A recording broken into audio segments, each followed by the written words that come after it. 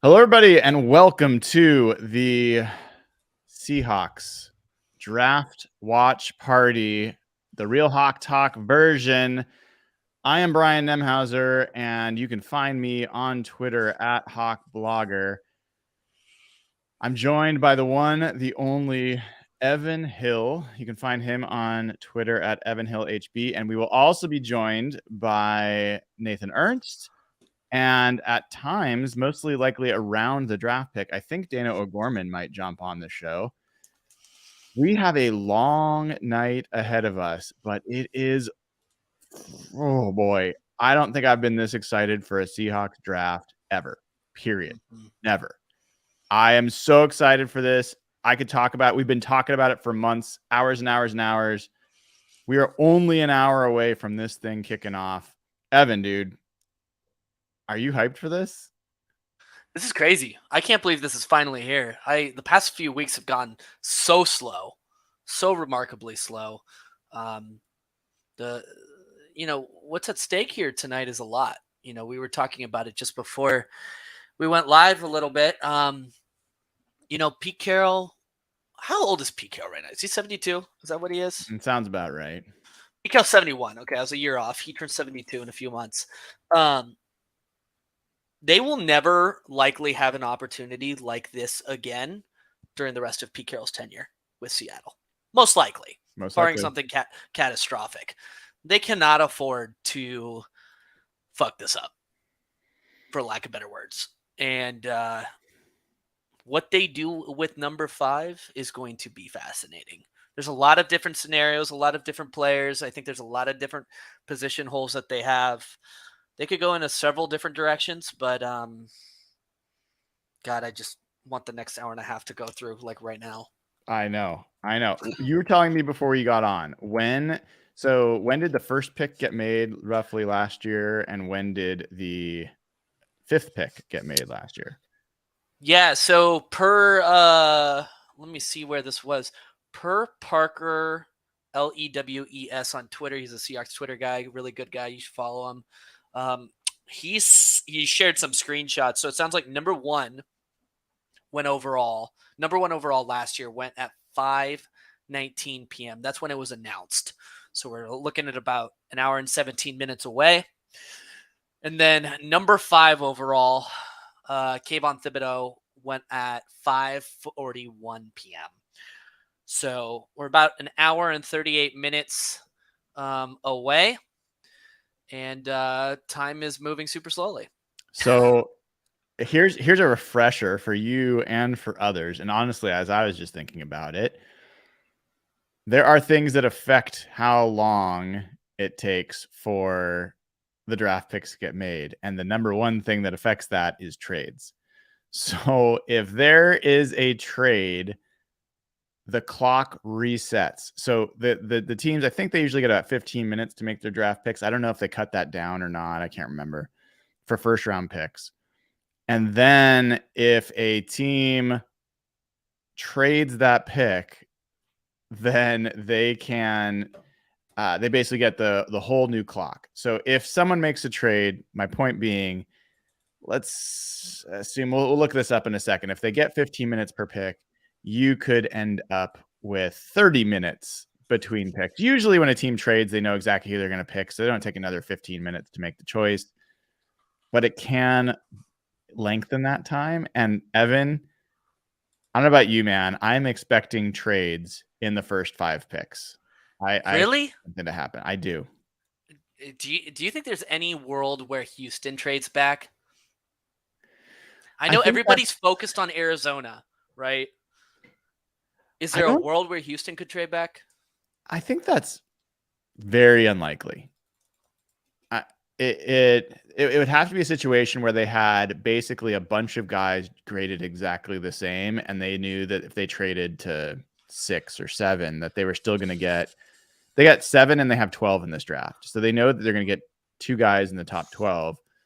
I think it's more likely they could trade up from 12 and try to get a defensive play. Maybe they get a Willie Anderson with their first pick, and maybe they get a quarterback with their second, or vice versa. So here's a question for you. And I'll want to get Nathan's take on this when he eventually joins. Outside of quarterback, what are like 2 to 3 names? Maybe it would just be a max of 2 considering the possible scenario. What are like 2 names you would hope would go in the top 5 before, so top 4 before Seattle, that you feel like would benefit us from a draft position perspective? Do you get what I'm asking? So like, who is realistically possible to go in the top 5 non-quarterback that could give, Seattle their pick of the crop basically at number 5? Well, I mean, the upsets that we want to see, if you're not wanting a quarterback at 5, okay, so that's a big assumption, and you and I are kind of in that boat. You're a Stroud guy, so we can talk about that, but let's just assume you don't want a quarterback. The people you want to see go, obviously, as many quarterbacks as possible. We've talked about the 4 quarterback possibility of Bryce Young and CJ Stroud and Will Levis and Anthony Richardson all going top 4. I don't think that's going to happen, dude. I really don't. Maybe it does, but that's your best case if you're not looking for a quarterback. The other thing that started coming up, dude, that is worth being aware of is there are people talking about Paris Johnson, one of the top tackles in this draft, being someone that people are thinking about either at 2 or at 3. And if that happens, that's going to push down a quarterback and it's going to push down defensive player. So if you're in either one of those, then that's a pretty good thing. I don't think Bijan Robinson could sneak into the top 5, even though there's a lot of buzz about in the NFL kind of circles around everybody saying running backs don't matter and blah, blah, blah. But this guy's the best player in this draft and we're going to draft him where our board says. And so he might, maybe, I think there's like a 3% chance that he could jump in there somehow. I don't think so. But we talked about Philadelphia maybe trading up from 10. There's a lot of talk that they want Bijan Robinson. They might feel like they need to trade up somewhere to get him. Maybe not in the top 5, but between 5 and 10. You don't think a cornerback could go top 4, do you? Devin Great call. Witherspoon. Yeah. That's a name that I feel like is realistic. Could go up there. I don't know I don't know if any teams that are currently there. I think it would be somebody trading up for the Arizona pick.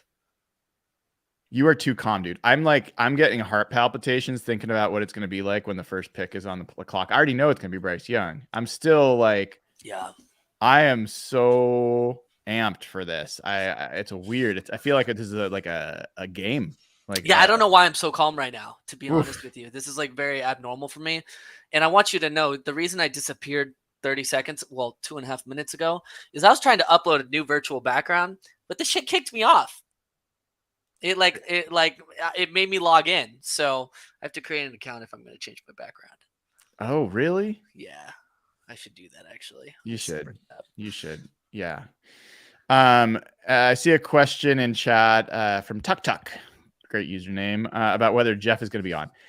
Jeff, as a matter of fact, we can't talk about the details of what he's involved with because I for whatever reason, but he was hired to cover the draft for a certain group. And so he's getting paid a nice little chunk of change to do that. We're excited for him. We're bummed because we would have loved to have him react live with us today, but he's getting a bag. You know what? He deserves it too. That kid that guy is smart as hell. And I'm excited for him. Yeah, absolutely. Absolutely. It's very selfishly, I wish he was here, but I'm super happy that he's getting to do what he's good at there. I'm watch sure him appear we will on be like texting him. Brian, watch him appear on like the Seahawks draft room, like the little window that they do. Watch him just show up like right next to Jody Allen, just like. Are you suggesting that he was paid to wear Speedos? Is he going to show up looking? I don't know if I find it highly doubtful that he was paid to do that, Evan. This stream's going to get cut off. Oh my gosh. Yeah. Well, it's going to be interesting to see. We'll definitely get some text from him and text him back. Nathan will be on in a minute. Dayna will join in, probably around the draft pick. So you were a CJ Stroud guy. Are you still, is that your number one? Like, if it works that he's the pick at 5, is that the person you are most excited for them to call? Most excited for? I don't know. I'm probably even between like Will Anderson and CJ Stroud. I think going either route would be awesome. Um, look who it is. Perfectly on time. I think that, and Brian, we were talking about this, but the name that scares me to death, and I'm just going to get it out of the way now, and everybody can hate on me in the chat. Anthony Richardson scares me to death. People are infatuated with him. It's the Josh Allen recency bias effect, in my opinion, and I just think there's massive risk with selecting Anthony Richardson there, and they cannot afford to mess up number 5. So it just makes me nervous. It just makes me really nervous. And Nathan goes off camera. He's like, "Screw you! I want my quarterback." Yeah. But I don't know if I heard. So Will Anderson. You think Will Anderson's maybe your first pick over? Yeah, he's just the cleanest prospect at a position of need. And if you're bought into Geno maybe being more than just 1 year, maybe 2-3 years, if he actually served the full contract, where else, what is a greater position of need in the immediate term? It's pass rush, it's defensive line. So he doesn't have the character concerns, as far as I know, that Jalen Carter does. No, so he's super clean there. Give me your stack rank, top 5 choices. In like a realistic possible number 5. Yes. That's a really good question. I'm probably gonna go Will Anderson, CJ Stroud. I'm cool with Jalen Carter. I'm not as worried about him as other people are. Number 4, you know what? Can I throw a trade back scenario in there? Yeah. Like I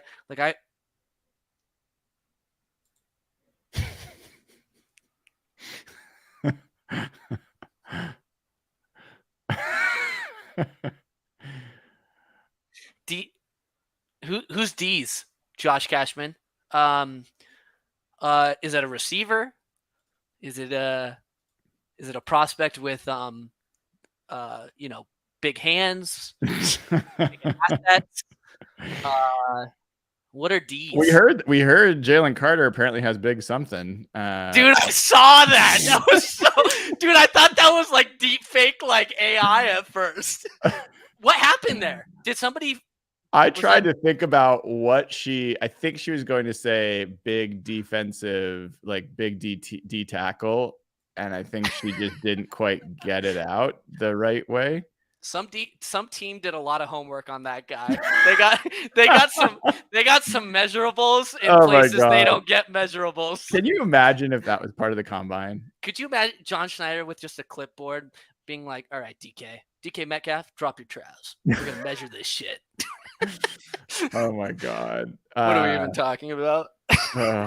Yeah, I just love that happened. So you had what? Sorry, remind me. You had Will Anderson one. So Will Anderson, I'm cool with CJ Stroud. I'm cool with Jalen Carter. I'm comfortable with the trade back. I really am. I just want to make sure John gets like really strong value there. I feel like in the past several years, he's traded back just to trade back sometimes, and the value return always hasn't been like amazing. And then number 5, honestly, this is kind of a hot take, but I'd be comfortable with Devin Witherspoon. I really would. Like that cornerback is such a critical position. I know our group there is stacked. It's probably one of the best position groups on the roster. But cornerback, I would say outside of like quarterback, left tackle, and edge rush, like cornerback is up there in terms of positional value. Top end quarterbacks, cornerbacks get paid $20+ million a year. Yep. So if you could get, a standout, lockdown guy for the next 10 years, you can't tell me that's a bad outcome. I think those are good. Let's welcome in Nathan. Nathan, is yours working? You're coming in and out, so I was just curious. Are you all good? I don't know. You tell me. How's you sound good, man. Okay. All right. Yeah. Then we're great. We're doing good. Well, welcome to the show. At NathanE11 on Twitter. Nathan, where's your mind going into this draft? You like took the day off, right, man? Like what is going through the big cranium of Nathan Ernst? I took the day off, and it ended up just being heads down work time anyways. So the fake day off. Yeah. So I don't know. I'm 100% confident that Pete's first draft clue is for Anthony Richardson. So I've already solved pick number 5.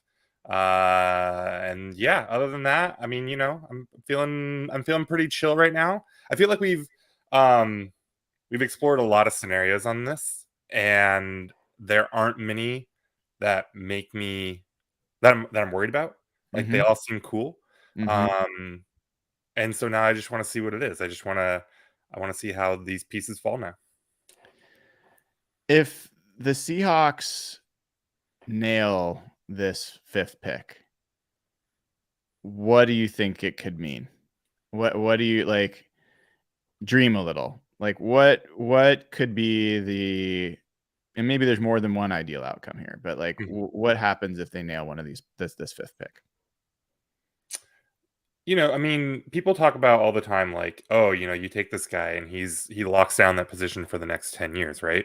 And that's not like a thing that actually happens very often. If you look at guys that like just even stay with the team for 10 years, let alone, are awesome there and the team's super happy with them for 10 years, it's pretty rare. But like, yeah, I mean, if they nail the 5th pick, you're talking about maybe Jalen Carter is a Geno Atkins, right? And you've added that in as like a key foundational piece of your defense for a long time. Obviously, if you're talking about nailing it and you go Anthony Richardson or any of the other quarterbacks, like now you're talking about Super Bowls and like that kind of stuff. So, I mean, and anyone can get that upside anywhere in the draft, but obviously when you're picking 5, you have a much better shot at it. So yeah, I mean it's franchise changing. Like to say that this pick is going to, I mean it's going to have a big part in defining what the next 5 years of this team are. I kind of think about this draft as the 5th pick and everything else. I don't know if you guys think about it the same way. Obviously, you're going to look at it collectively, but if they nail this 5th pick and they blow the rest of their draft, it could still be a decent draft. Wouldn't be the best, but let's say Anthony Richardson is the pick and he becomes the best or one of the top 3 quarterbacks in the NFL. Hard for that to be a bad draft. Let's say it's Jalen Carter and he ends up being an all-pro defensive tackle that is one of the top 4 in the NFL at that position, and they blow everything else. Can I jump in on this for a second? Yeah. I need to shut some shit down real quick. Yeah. I am so tired of hearing the lazy comp comparisons of Jalen Carter to Malik McDowell. All right. I'm so tired of that. Like Malik McDowell had a tragic catastrophe that was like dumb, like it was horrible that he like didn't wear a helmet and stuff like that, but he chose to ride on an ATV. Like that stuff is obviously tragic. It's just like that doesn't happen. Like I hate comparing Jalen Carter's situation to Malik McDowell. It feels totally unfair to Malik McDowell. Jalen's issue is totally separate. It's totally different. It seems like maybe there's a pattern of behavior that's concerning. Again, I'm not concerned about selecting Jalen Carter. I think Pete Carroll's, culture and the foundation he's built in Seattle is something we all know about. It's one of his strongest suits as a head coach. You've got to, this is where I have problems with people who are like, oh, don't take Jalen Carter because he's a huge character risk. He didn't murder somebody. He did some dumb stuff, but he was obviously like fooling around and driving too fast and dumb young person stuff. But like, you're telling me the culture Pete Carroll's built in Seattle can't rectify a guy like that? Like, are you telling me that? Like, here, I agree with a lot of what you're saying, but I think there's some other pieces that are missing. So one is, it's not whether Malik McDowell is Jalen Carter or comparable. It is, did the Malik McDowell experience change the Seahawks' propensity or willingness to draft a player that has some character concerns? Malik McDowell had some character concerns before they drafted him. Nothing even, I think, even close to what there is with Jalen Carter. So that's one part of it. Two, I've heard John Schneider on this topic, and not specifically, but talking about drafting players with some questionable backgrounds. And one of the things he talked about is like, you want to kind of get your hands on that guy and help him, but you can't be there every second, every day. Jalen Carter, like, he has part of what the scuttlebutt is on him is not on the field. It's not about the driving accident. It's not even about the pro day. It's that he doesn't have some good family history. He doesn't have a good group around him. I don't know any of this to be true. I'm just telling you that some of those things give people pause, that if you happen to be in a situation where other people are doing things that maybe they shouldn't, your likelihood to get caught up in that increases. And so I've heard people talk about, hey, instead of what they did with Malik McDowell, Sherm and I think Quandre were talking about this, maybe it's Sherm and KJ. They were saying, hey, if they draft Jalen Carter, they need to park him across the street from VMAC, not let him go home, like, as part of the deal.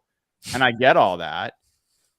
But I do think that the Malik McDowell experience, I think you'd be crazy to have that have no effect on your trying to do everything you could possibly do to not have that happen again. I agree. I don't think they're the same, but I do think it affects their logic of how they approach. And that's reasonable.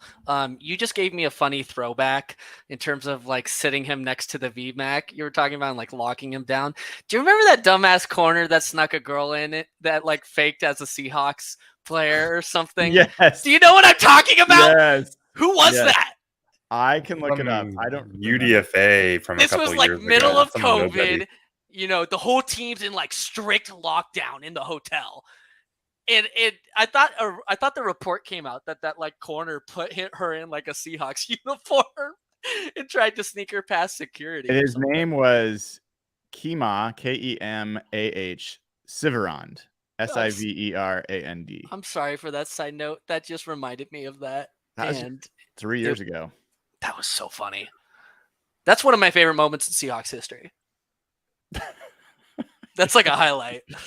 You're so funny, dude. What do you guys think about this Chase Young rumor that he may be up for? It sounds like maybe some of the Commanders' defensive linemen could be up. Either of you interested in that? Would you give your high second round pick for him? The Broncos one? Me? Yeah. No way. No way. No Nathan, way. Is that a no way for you too? I think so. I would probably do it. I mean, it doesn't sound like awful, at least. Yeah, so not your first this year, but the Broncos high second. What is Chase Young, like 25? Chase Young. He's young. 24. Better than one. 24. Just turned 24. He has been injured. That's why he's not getting the fifth-year option. You got to be skeptical of a team that drafts a guy in the top 5 or whatever he was, who also played really well, and they don't want to pick up the fifth-year option. That's a red flag, dude. And so for me, the only thing I would be willing to trade for him is a conditional pick next year. Like, he'd have to be on the roster, play a certain amount of games for me to be willing to depart. I'd be willing for it to go up to a second-round pick next year, potentially, if he meets some kind of threshold. But there's no way I'm giving up a second-round pick this year without getting my hands on him for a year. Yeah, I think a conditional would be good. We just had a super chat. A lot of money super too. chat. I like how the super chats cover Nathan's face on the stream.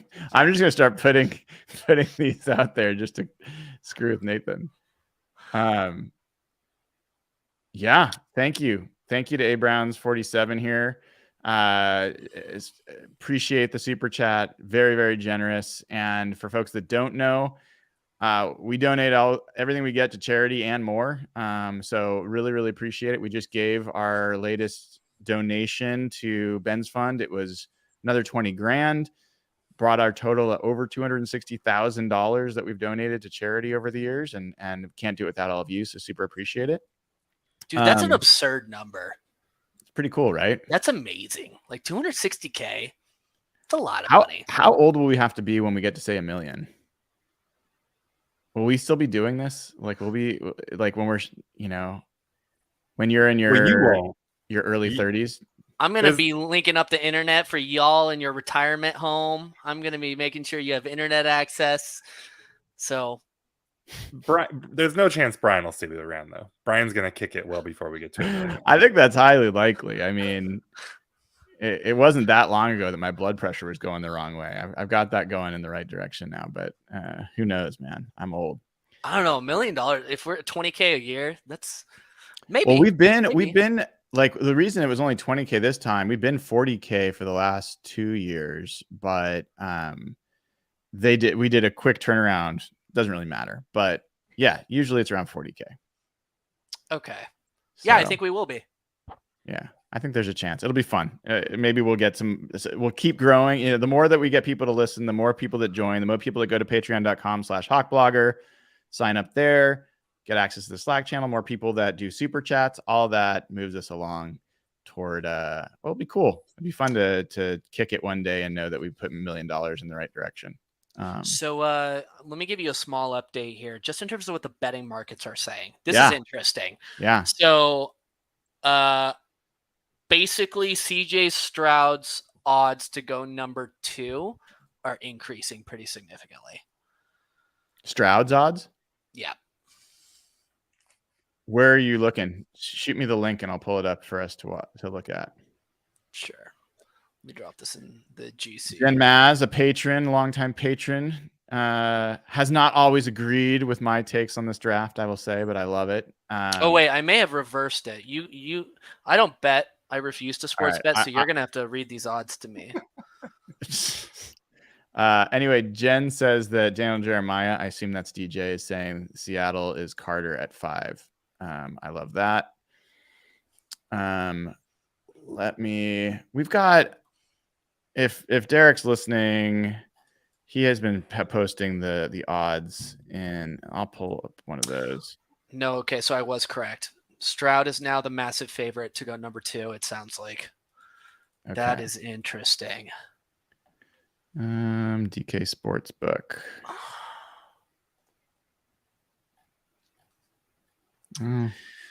How do you find that? Anyway, I'll look for it. But DK. I shared it in our group chat, the tweet. Oh, got it. Okay, cool. There were a couple of comments I wanted to address in the chat. Let me find this one. I think it was our own guy, Trey, actually, was like, I need Evan and Nathan to do something. All right, it's too far back in history. That's okay. But basically, I remember the comment. So when Seattle is on the clock, we will not be looking at Twitter. Yes, so let's talk about this. Okay, this is we need Nathan back to get this squared away, but I have a plan for us. It's going to be a little bit painful for us, but it's the only way we can guarantee that we all react at the exact same time. Okay. So I'll go through that plan once Nathan goes back. Help me remember if I forget. Okay. We'll also have to remove the comments because I guarantee YouTube chat on the right. Yep. Do you want me to go through it right now with you so you know what my plan? Well, let's wait for him. I don't want you to explain it twice. You guys can pressure test it for me once we get there. Okay. So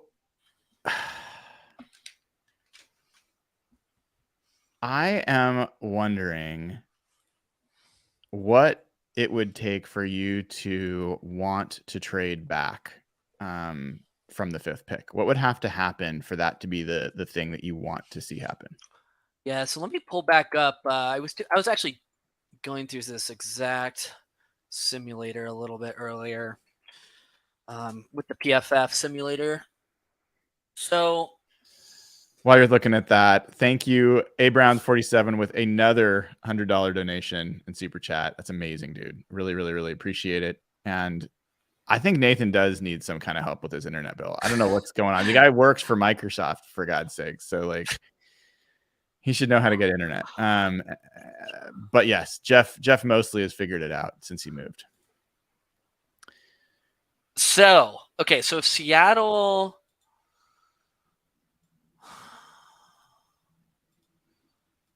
So let's say Tennessee wanted to move up to Seattle's spot. Okay. Yep. Very Mhm. realistic, very possible. Yep. They have number 11. Seattle has number 5. So we could get number 11. So move back 6 spots. Get their round 1 in 2024. Mhm. And potentially good chance a round 3 in 2024. Would you take that? Would you slide back 6 spots for an additional first and third? Yes. Yeah, so from 5 Yeah, to I mean, 11. not for anything. I think if Jalen Carter's there, then the answer is no. Okay, so I if Jalen Carter's there, the answer is no. If he's not, it's a yes. then it's a Will Anderson conversation. If Will Anderson's there, it's probably still a no for me. But even then, it starts to become a little tougher. I'll tell you the other one, Evan, that I think is super possible is one more back, which is the Houston Texans at 12. And the Houston Texans have 2 first-round picks next year. One of them is theirs. One of them is Cleveland's.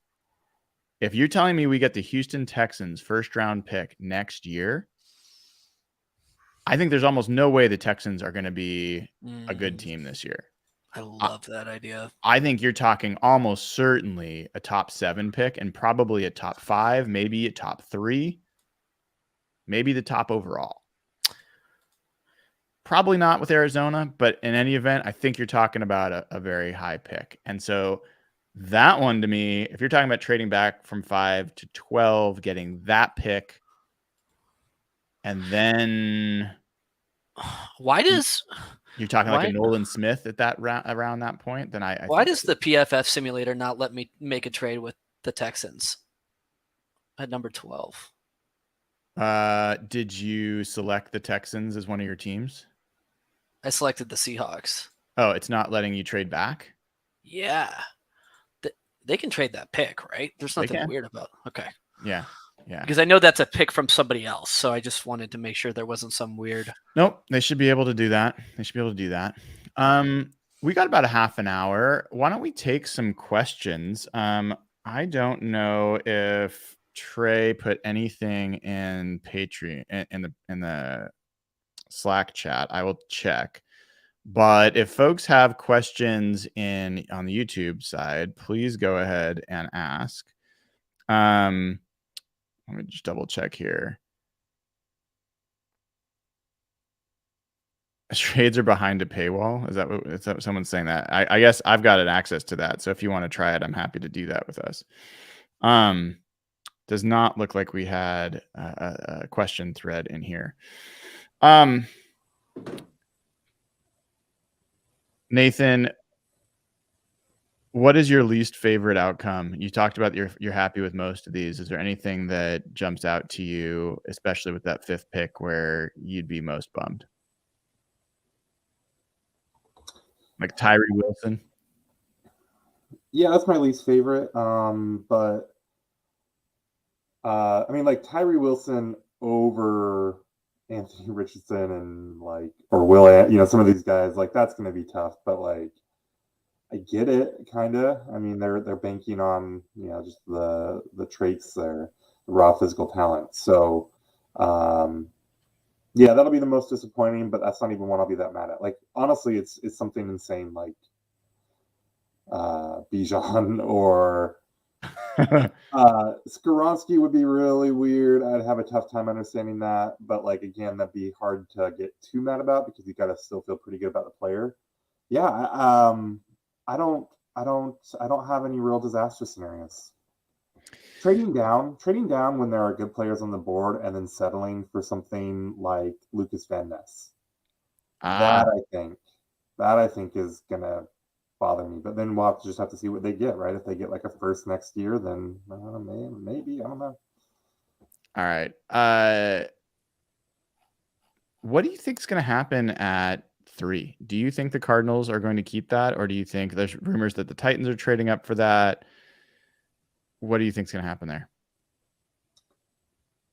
I think it's gonna get traded. There's just too much buzz, I think, too many teams that would be interested. Now it's the Titans all the way from 11. So, like, and I don't know. If I'm the Cardinals, I don't know that I feel good just like as good as Carter or Anderson or somebody can be. Feels like that team needs a little bit more volume. But I don't know. Going from 3 to 11 is a big drop. Hey Nathan, something's up with your audio, your mic. Just a heads up. Oh, is it better? It looks like your microphone's not connected, like you're speaking through your laptop or something. Oh, it's like out of a tin but can. I'll try to fix it. What was the question from the chat?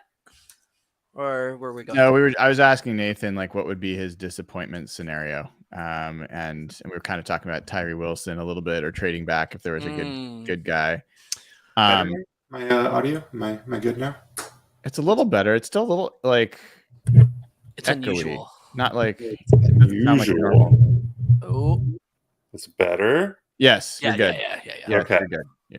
Okay, can I go over with you guys a proposal of how we're going to handle this, specifically once we get to the Seahawks being on the clock? Does it sound good? Yes, sir. All right. So this is to ensure that we all react at the exact same time.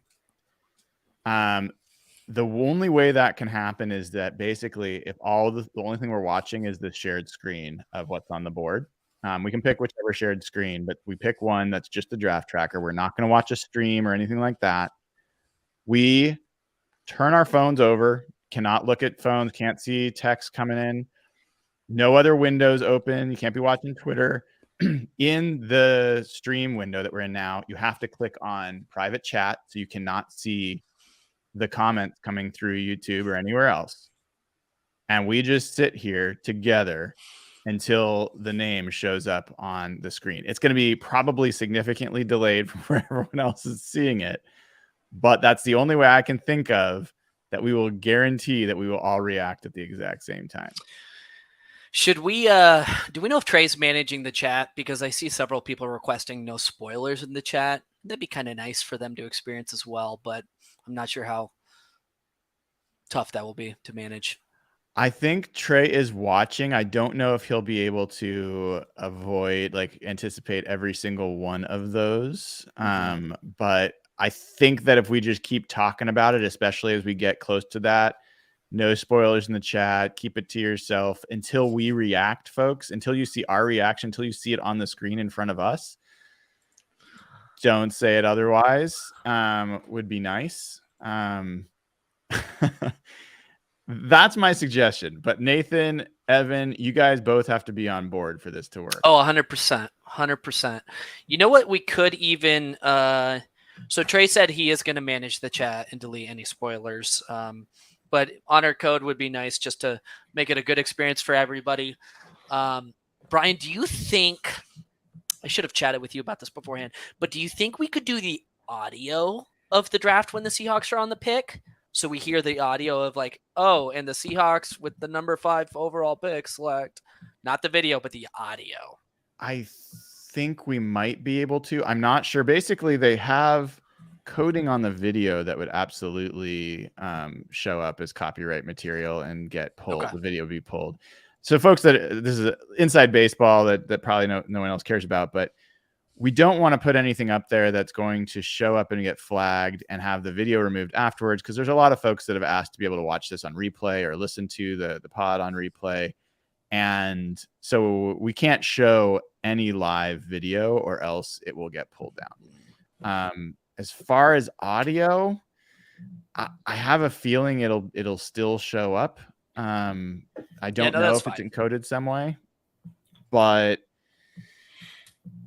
yeah, not sure. So I'm gonna have Trey put just a pinned note within the YouTube comments as well that just say, hey, avoid any spoilers would be nice. I like that. So Brian, you were saying that you think this draft, like, it's all about the 5th pick, right? That is actually not what I said, but just to be clear, I think that there is the 5th pick and then there's the rest of the draft. Right. I talked about all the 5th pick scenarios. There's also scenarios where the 5th pick goes poorly, and the rest of the draft goes great, and this is still a good draft. Sure. Okay. But yeah, I just see that divide. I think I agree, but like, from a like macro perspective, I think the draft really hinges though in terms of like tactical or like, strategy for what they do throughout the draft on the 20th pick. Say more. That is by far the most interesting one to me. Like, now there's like, I think Daniel Jeremiah has them taking Anthony Richardson at 20. And if he gets to 20, then I mean, that's just insane and awesome. They should run and take him, right? I think there was also, I think, a mock somewhat recently where like JSN goes a little after 20, right? But for the most part, I think all the guys that are typically around in mocks from like 20 to really their second round picks are of somewhat equal quality. And that's like a normal thing in drafts, right? That the first round really tapers off and there's not a big difference. So like what they decide to do at 20 then sets them up for probably what they think they want to do like positionally in the next, 3 picks probably, right? So that 20, like they can, at 5, they just sit and they take a really cool player. And maybe it's a quarterback, maybe it's Jalen Carter, maybe it's Will Anderson, maybe it's Tyree Wilson, maybe it's Devin Witherspoon. And that'll have some effect on what they want to do at 20. But like, I think 20 really then starts to indicate like, okay, they've gone edge at 20. Now you're thinking about offensive linemen or whatever it is in the rest, right? That really, I think, is where the entire draft then pivots off what they do at 20, because that's where they'll have the pick of a lot of positions. I agree. Yeah. I agree. And I'm curious for both of you, do you think it's more likely at the end of tonight, which is the first round, right, that there'll be 2 new Seahawks, 1 new Seahawk, or 3 new Seahawks? 4 new Seahawks. Shut up. You don't believe that. I don't believe that. For tonight, you're saying just for the first round. I think it's possible Seattle trades back out of 20 and stacks a couple picks in the 30s. But that would still be 2 new Seahawks tonight. Like mid 30s. So it'd just be 1 new Seahawk tonight. I see. So you're talking, yes, that they could trade out of the first round with that pick and pick up some second round picks. Yes. Yep. I also center being a particular target maybe in there as well. I don't even think that's a bad move. It's not. I would almost be more. I would be more confident in how the Seahawks come out of this draft if they had 2 more picks between the second and third round, like top 80, than if they just had the 20th pick in their existing choices. Does that make sense? Yeah. Mm-hmm. But now, how much of that is bias from the PFF mock, where there's like 10 guys in that range that you like, and no matter who you take at 20, they're all like still there at the Seahawks next pick, right? I mean, I think we kind of talked about this in the crisscross episode, right? But like, I mean, I don't know. Every year we do this thing where everyone's like, we get out of the draft and everyone makes fun of everyone's mocks and how bad they all are. Yeah. And then we come around the next year and people are like threatening to kill each other if you don't think this player is a first round pick. Like, man, we fuck this shit up all the time. Why are we so confident? Yep. It's absolutely true. Sorry, I always forget. Is the first 5 picks 15-minute clock countdown? Is that what it is? It must be 10 minutes. Do they change it? It's 10 now? It's been 10 for a year or 2 now, yeah. Right? Maybe I'm talking to my ass. I think it's 10, 7, 5, right? Doesn't second round's like 7 or 7.5, something like that. Don't look it up. Just believe me. It's true. NFL draft time. Take my word for it. Limit first round. It is 10 minutes. It is 10 minutes. Did you guys see KJ talk about Hendon Hooker at number 5? Hey. Okay, that's one that would make me mad. No, it was not Hendon Hooker. It was Henderson Hooker. Oh boy. Wait, really? Yeah. He's talking about a totally different player. No, he was actually talking about Hendon Hooker, but kept saying Henderson Hooker. You had me confused. I was like, legitimately? Is there a prospect? He said Henderson Hooker like 3 or 4 times. That's funny. Yeah. pulled an Evan. AJ also was the person who told us all that Tedrick Thompson was going to be a all-pro safety. So take that for what it's worth. Yeah, I totally agree with you, Nathan, about the 20th pick. And I feel like that is a pivot point in the draft. And I think I would be more excited if they traded out of the first round with that pick and got more picks.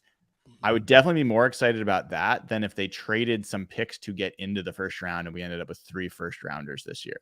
That feels like a really silly thing to do. Right? Trading up into the first, I don't like.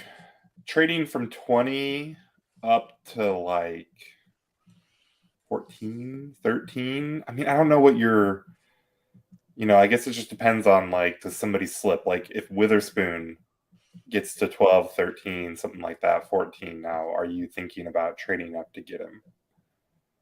Trading up is bad, like analytically, but it is fun. But this is, to me, I think the odds of them trading up tonight are super low.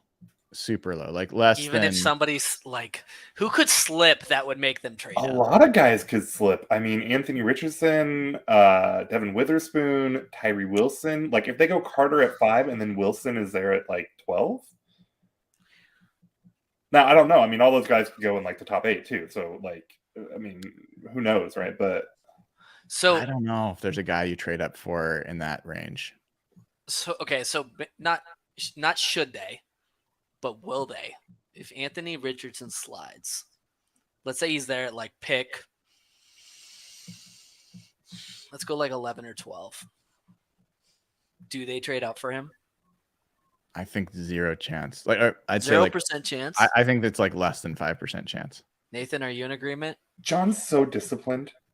Like that dude will not. I never want to negotiate with John Schneider because that dude just like Golden Tate. You were worth $3 million a year and not a penny more.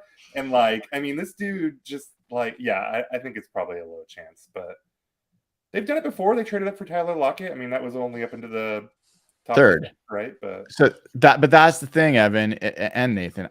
I think that there is high likelihood that they're going to trade their later picks to move up in the 3rd round, maybe even the 2nd round. They have 2 5th-round picks that are 3 picks apart. They don't need 10 draft picks, nor do I think they're going to, well, technically they do need all 10, but he has moved up a lot. People think John only trades back, but that's only the 1st round. He has never traded up in the 1st round. He always trades back in the 1st round, but he's traded up in the 2nd round. He's traded up in the 3rd round. He traded up for DK. I mean, he's traded up a fair amount in the later rounds, and I think that's going to happen, but I don't think it happens today. This is interesting. I'm seeing some mocks of a potential situation where Texans trade that. Is it number 11 or number 12 they have with the Cardinals at number 3, and then they would select back-to-back. That's an interesting scenario. that'd be sick. This is what I was saying. That's an interesting scenario. I hadn't thought of that. What are you talking about? I just talked about them trading up from 12 to get To back-to-back? not back-to-back, but that they would be a team that would be looking to trade up. That would be I just didn't think it troublesome. would be number 3 though. Yeah. How do you guys, if you were a Houston fan, I think some teams do this sometimes. I can't think of any examples, but I'm pretty sure this kind of thing has happened where like if you're Houston, you trade back from 2 to like 7 or 8 or something. And then you trade up from 12. And so you like, offset the cost. You get extra, you still have 2 picks in the top 12, but you're picking like 3rd and you add picks. I guess it's tough though, because going from like 2 to 6 is probably not going to get you as much as going from 12 to like 3 is going to cost you. Okay.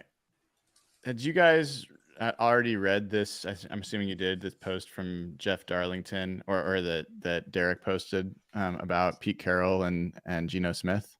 I was told we No, couldn't look at tell Twitter. me. So.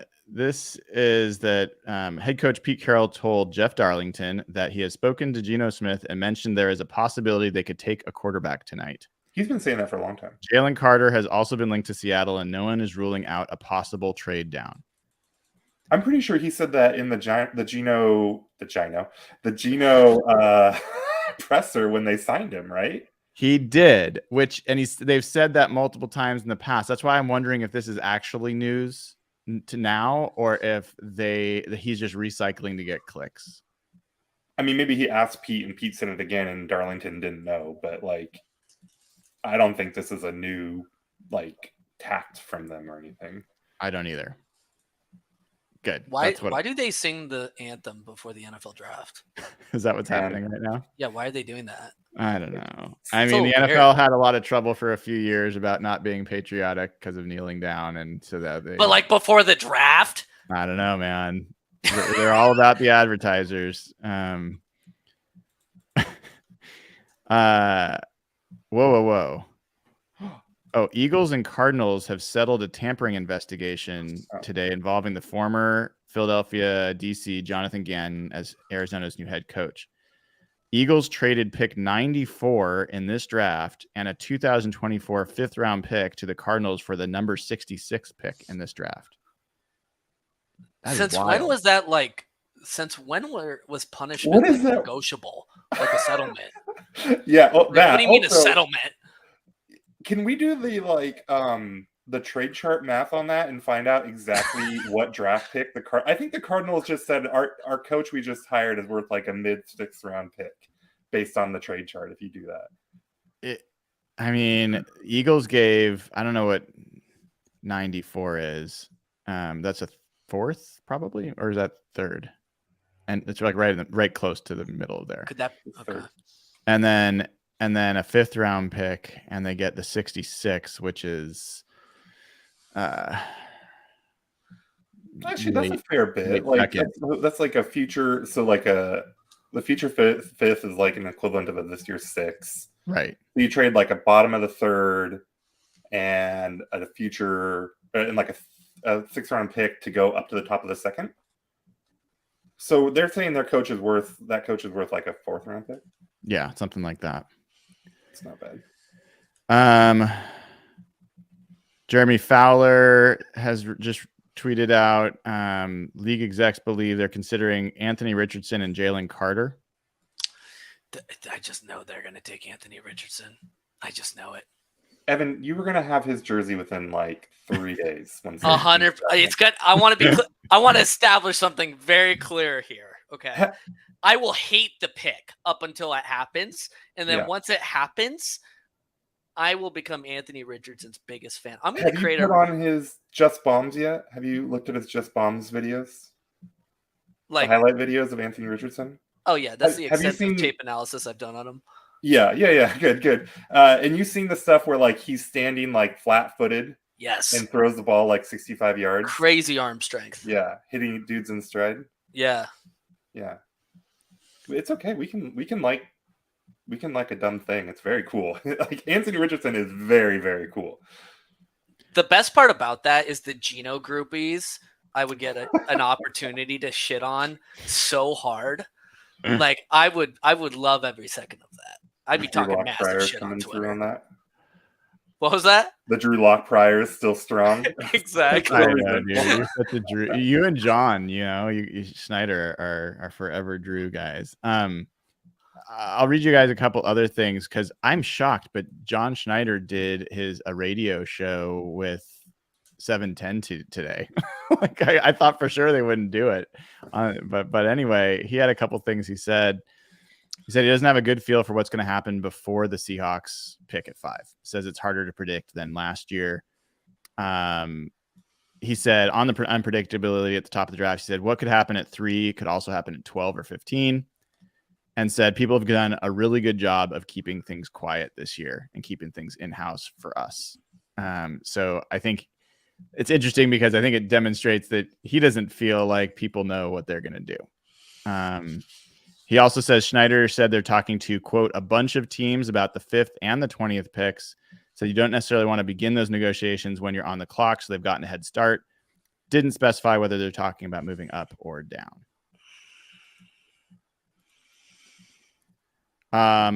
Now, another report is that Eagles have had detailed discussions with the Seahawks about the 5th pick, as well as the Falcons at the 8th pick. Eagles own the 10th pick in the draft. So this is going to be friggin' nuts, guys. We are minutes away from the start of this thing. Okay, my anxiety is starting to raise. So people are asking in Twitter, is there a way for people to sync up their draft with ours? So if you're watching a TV feed, which I would do if I was not watching this, there's no way to sync it up. So I'll just tell you that right now. There's no good way to do it.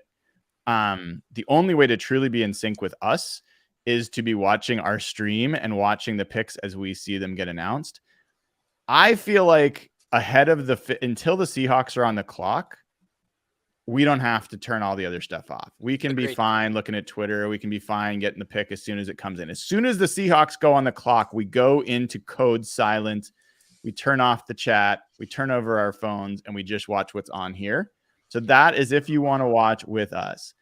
I will be, because I'm crazy this way, I'm going to be watching both the NFL.com feed that we have shared on the screen here and the ESPN feed as the picks start to go off 1 through 4 to see which one is faster at getting the picks. And I will share that one by the time we get to 5, because hell, we're going to experiment. We're going to learn. And that's the plan. So if you want to stay in sync with us, if you want to have a true shared experience, 1, don't be a dick. Don't post spoilers. Don't post reactions. Wait until it shows up on the screen until you react. 2, turn your phone over. Don't look at it. 3, I suggest you ignore the YouTube chat if you can, even if we're saying no spoilers. And then just follow along with what's going up on the screen. So that's our plan. We will see how it works. How long do the Seahawks have to wait before they can trade Geno Smith? Next year. They can't trade him right now? Let me check. I don't know. I don't remember what his signing bonus was. That's the real. No, definitely not this year. Definitely not this year. A post-June first cut would save them $200K. Makes no sense. So just cap-wise, they wouldn't be able to fit it in. But Correct. are there actually like rules about how long you have to wait after signing a player to trade him? It's a good question. Now I'm trying to think about the player that's been traded the fastest after being signed. Did they technically extend him, or did they? That was a new deal. Okay. Yeah. Yeah, I think that I don't think Geno's status affects whether they're going to pick a quarterback. Like from a contractual standpoint, I don't think that's the issue. Yeah. I think there's like, other. Or go ahead. No, go on. I was gonna say, like, if they do fall in love with a quarterback and they make it, and that quarterback makes it to 5 and they take him, if somebody, it sounds like it's not possible, but like cap wise at least, but like if somebody came calling and was like, we'll give you a second for Geno, I don't think anyone will, just based on what they ended up signing him for. It doesn't sound like the market's that huge, but it just doesn't look financially feasible. No. Yeah. I think there is a moment next year where his guarantee doesn't, like a big part of his contract doesn't come in until a certain moment in next calendar year. And so I think there's a time where they could move him or get out of that contract without paying that money, but I can't remember all the details. Yeah. So on the 5th day of the 2024 league year, he gets a $10 million roster bonus and his salary becomes fully guaranteed. Yeah. So that's like March 20th of 2024. So they could move him or cut him or whatever before then if they wanted to, and save $14 million at minimum. If Anthony Richardson name gets picked before Seattle, or Jalen Carter gets picked before Seattle, which is going to be like more disappointing, which is going to cause more frustration for you guys. For Evan, I know the answer. For maybe CJ Stroud for you, but I think I know the answer still. But like Nathan, for you, who will your heart sink a little bit when Anthony Richardson, if he gets his name called before Seattle? Yeah, a little, but I think probably more for Carter. Yeah. Yeah. I know because we talked about with Evan. I know he's pretty much locked in on Carter. But I think Stroud, it's gonna hurt if Stroud goes anyway because Evans really, really likes him. That Cardinal story is so wild. Can they be any more screwed up? That franchise. I mean, that is nuts, man. They What, not the only did they Panthers thing? tamper and then have to pay for it, but they are paying for it for a coach that seems like destined to be an absolute disaster.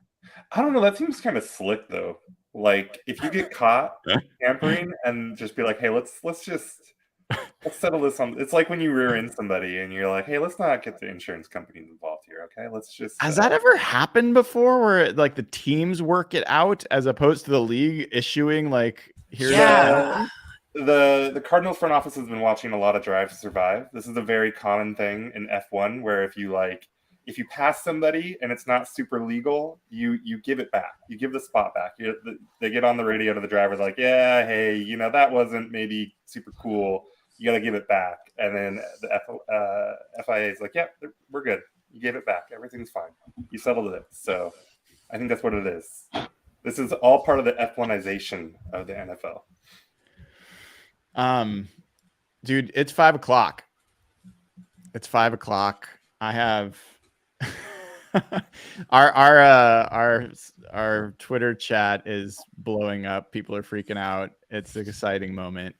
I am not watching any live stream, so I can't say what's going on that way. Can somebody tell me when the Panthers are on the clock? Yeah. I've got the audio in the background, and yeah, ESPN is just showing Anthony Richardson highlights right now. So that's the state of current things. How will you feel if, like, I know you and I are both in similar boats. If they do go Anthony Richardson at 5, give me your level of upsetness. Will you be devastated? Will you be angry? Will you be I'm immediately talking myself into the pick. Yeah.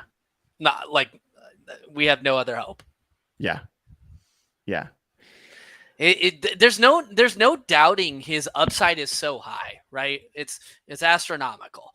It's he's an athletic freak. He's got all the tools. It's footwork related issues. It's technique related issues. He hasn't been, he only played, what was it, like 16 games in college or something? Like, he doesn't have a whole, long tenure or career to him. It's just, it's the weight of number 5. It's the weight of this pick within the state of this franchise right now. It's the weight of what number 5 means to Pete Carroll. I would be a lot less nervous if this was, we are on a different trajectory right now. But this could either capitulate us to a Super Bowl run, or this could, basically make us maybe not irrelevant, but it would set us back pretty badly to miss this pick. Yeah. I would be disappointed. And I would also then just have to hope. I mean, like,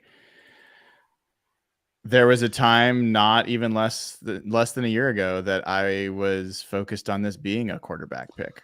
And sorry, an NBA beat reporter somehow, Shams, just dropped the number 1 pick overall. Oh, really? Who is it? It's Bryce Young. Of course. It's Bryce Young. Of course it is. They went on the clock for like a second, and somehow Shams dropped it. I mean, they traded this pick for this pick weeks ago. They knew who they want. Interesting. What did they give up again? It was DJ Moore. Hold on. Albert Breer is reporting the Cardinals, Seahawks, and Falcons have been actively exploring moving down. That's interesting. The Titans have had talks to go to number 3 and number 8. The Eagles have had talks to go to 5 and 8. That's Seattle. What happens at 2 with Houston will factor into whether these deals happen.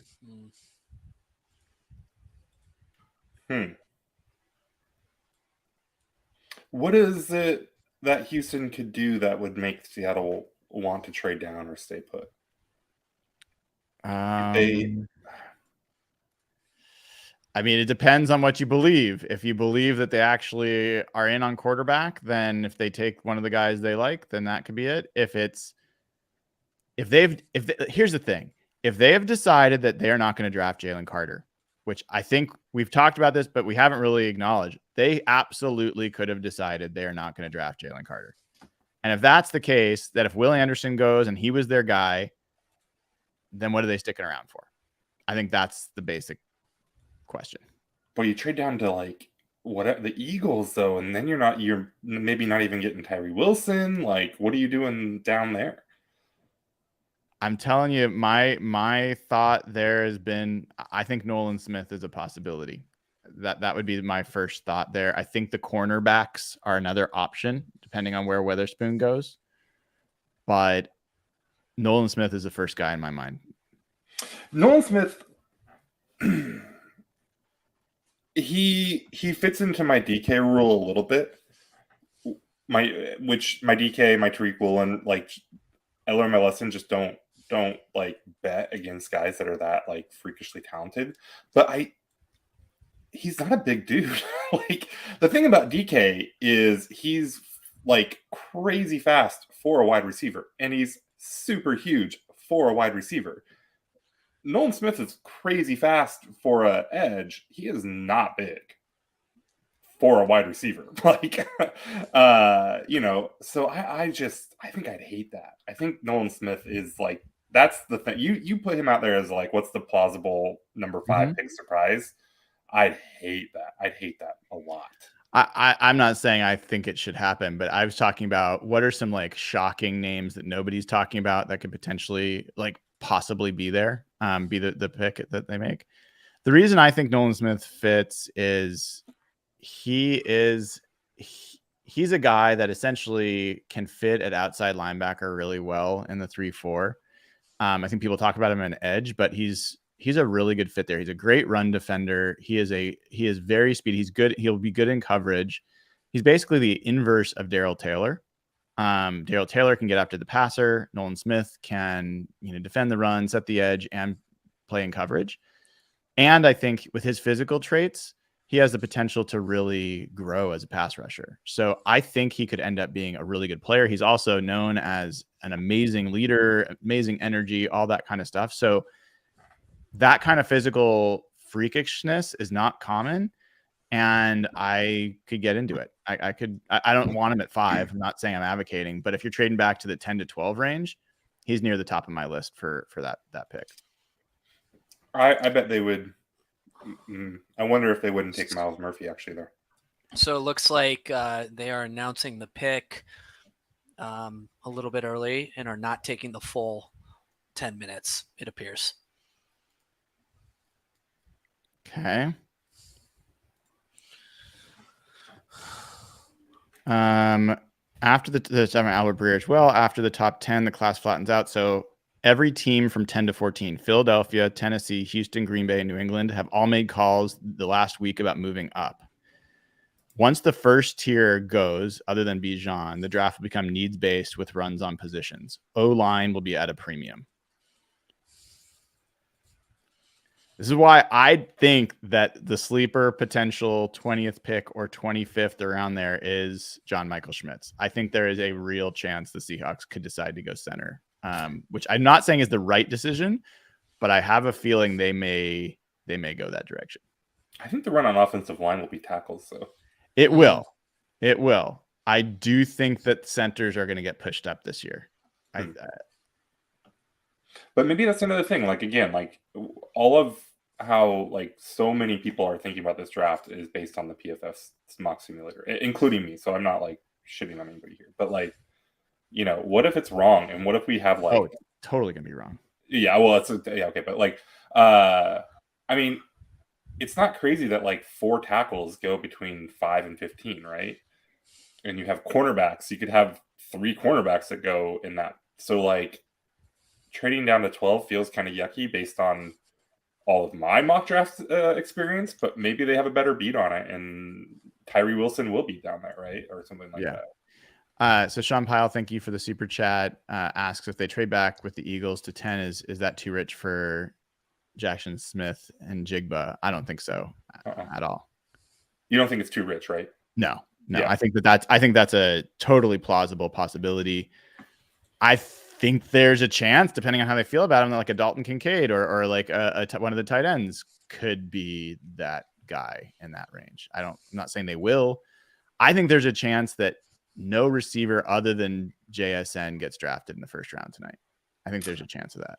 I probably have more things that I would love, even though I know they're a bad idea, picks in this draft than, I don't know. I can't objectively, like, Anthony Richardson at 5 is probably a bad idea, but like, I mean, he can throw it over those mountains, right? And then like Dalton Kincaid at 10, yeah, you shouldn't do that, but I mean, I'm cool like seeing how it works out. Like I'll try it. I'm interested. You'd be pretty excited. I would. You would be pretty excited. Yeah, I would be very excited. And the whole time I'll be saying, hey, this is really dumb, but this could be a whole lot of fun too. Like maybe this is going to be really cool. Yeah, I don't know. So Evan, you said that they've already turned in the pick. Yeah, so that was incorrect. Okay, because I'm like the Panthers are just now on the clock according to what I'm seeing. Yeah, they're on the clock finally. Okay. Sounds like they started maybe late as well.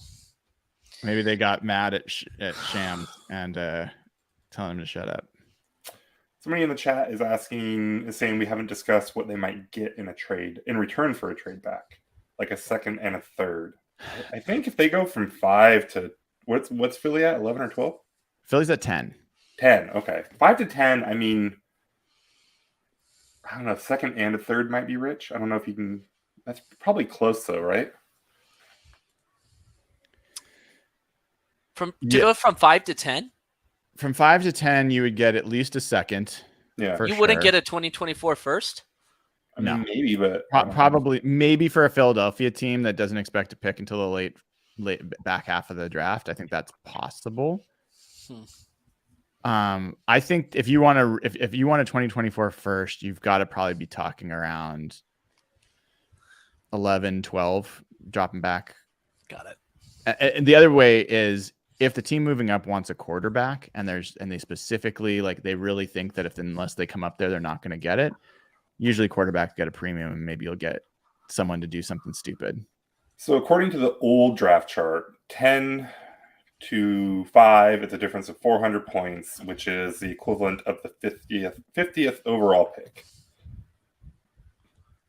So with Philly, I mean, where else does Philly pick? Okay, now I'm nervous.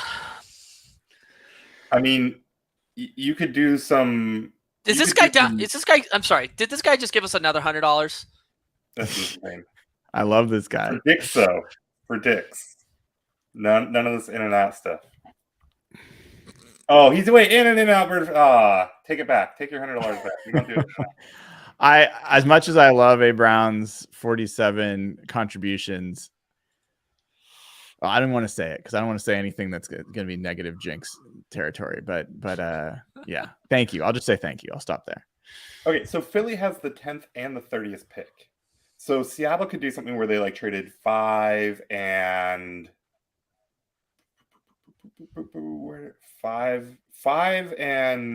83 for 10 and 30 is close-ish. That's interesting. Philly might want a little bit more coming back on that. Yeah. Oh, man. I think the sneaky move here is going to be potentially the Texans trading up to 3. I really do think that that's a total possibility. Everyone's been saying all along, I don't get how you could get out of here and not draft a quarterback. You can't have Davis Mills again. I think that they could want 2 of those top guys. And so I thought Seattle was an option. I think that they might want to preempt the Colts. I think one of the storylines here has been, are you really going to pass on CJ Stroud and Anthony Richardson and Will Levis and then watch those guys play again, one of those guys play against you for all these years and deal with the potential that you passed on a quarterback at 2? I think that's all real. So I think the way you guarantee that doesn't happen is you trade up to 3. And you get 2 of the guys you want. I don't know why Houston would actually stay at 12, to be honest. Like, if I'm them, I absolutely am getting one of my top defensive choice, whoever that is, and I'm getting my quarterback of the future. Oh, boy. Preflight Donut said, this is all based off the old trade chart, which I don't think John actually uses for his own purposes, at least. 10... So Eagles send 10, 30, 66 to Seattle for 5 and 52. Again, that's Seattle's coming out on the good end of that, even by the old trade chart. But that does work out close as well. And that would be kind of, so basically you move back from 5 to 10 and from 52 to 66 to pick up 30.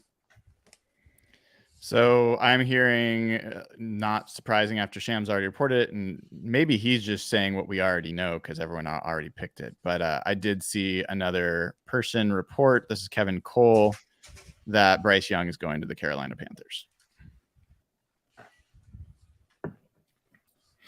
This is a big Priors win for me. I've maintained all along that Bryce Young is the best quarterback. So who's their coach again for the Panthers? He's very smart. I don't remember who he is, but he's quite intelligent. What'd you ask? Sorry. Who's the Panthers head coach? Frank Reich. Oh yeah, see, very smart. He was the last to know, though. It was Scott Fitterer, the GM, former Seahawks guy, and Dan Morgan, who's I think one of their chief personnel guys. They just told Frank Reich 2 days ago who it was. That was really interesting. They brought him in and they it was a consensus quote at that point, but it was weird. Like, can you imagine being a head coach and just being told, here's who we're going to take at the quarterback position, number 1, especially as a guy who's quarterback. Weird, right? There's got to be more to the situation than just that, though. I mean, that wasn't a report. I watched Frank Reich get interviewed and describe the way things happened. That's so it was really weird, dude. It was weird. This is an older tweet from, debated about whether this is worth reading. I don't know this guy as well, but says, fascinated to see what the Texans say after they take CJ Stroud 2nd overall. From what I understand, he was not the 2nd-ranked QB on the front office's board. That was Will Levis. Very much seems to me like ownership stepped in and took the controls. So they're saying Stroud to Texans? Is that person reporting that? This was reporting this. This is about a half an hour ago. And so I've heard that this is not uncommon. I mean, there's a lot of folks like the Colts, for example, that like Jim Irsay is going to he'll wave his finger and no matter what, get who he wants. Or we are so fortunate to not have that activist owner that doesn't know what the hell he's doing. But I feel like even Jim Irsay probably just to me, it's very possible that Jim Irsay comes in and says, take a damn quarterback, and then walks out the door and you have your direct. But to come in and say, no, not that quarterback, this other quarterback, that is bizarre. Well, think about it. For a lot of these people, it's a toy that they own. They're so rich. This is something they've wanted. It's like a kid's toy that they've got. It is a business as well, but they read the blogs, they read Twitter, they watch their own videos that they see. They go to the pro days sometimes. And they can just decide, I want to watch this guy on my team. I want to pay him money. I'm going to hire him. And they have every right to do it. The process is fucked. But the logic of them choosing to do that checks out, I guess in that respect, good on Jerry Jones for not faking it. Jerry Jones is just, I think they probably have a GM or something, right? But Jerry Jones is not shy about no, I run this team, right? I don't know. I don't even know who the Houston Texan owner is, but is this dude it's working? Is he grinding tape, or is he just walking in and I saw this Ohio State game. We're drafting CJ Stroud. Okay, wait. So we should get these priors on there. Okay. ESPN was faster. We were switching to sharing this tab. Yeah, I'm switching. So we are on the ESPN tab now. They were faster. Yeah, NFL still NFL is not Network's updated. slow as fuck. Yep. So is that big enough that you guys can see it? Mm-hmm. Yeah. All right, cool. I think CJ Stroud is going to be a better quarterback over 10 years than Bryce Young. And the main reason I think that is because I have trouble seeing Bryce Young staying healthy enough through that time frame.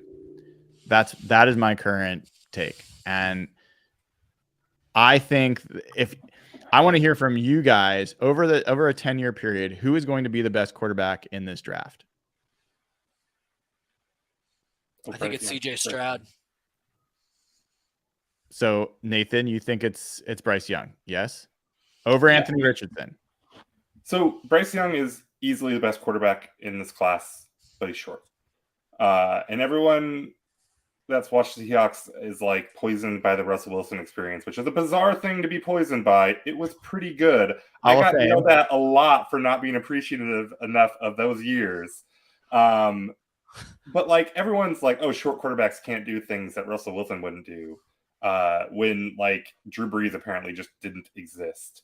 So like I'm not worried about the short thing. I'm not worried about the small thing. Like Tyler Lockett is very small. He never gets hurt. He got hurt one time on a freak thing where he broke his leg. Like you're really not worried about his durability, taking sacks, taking hits. I don't know. Like Aaron Rodgers is a big old dude, and they fell on him one time and broke his clavicle, and he missed a bunch of time. Like I don't think there's probably like if I would love to see some data that shows that a smaller quarterback is more likely to miss more time. I just don't like a smaller framed quarterback. I just don't really buy it. There's never been a quarterback his size, weight wise. That's true. Like he is an outlier, and that's what I'm saying. To me, it's not the height. It is like Russell Wilson. He's got the thick double C going on. Like he's a big boy. He's always been athletically like built, and he also is very good at not getting hit.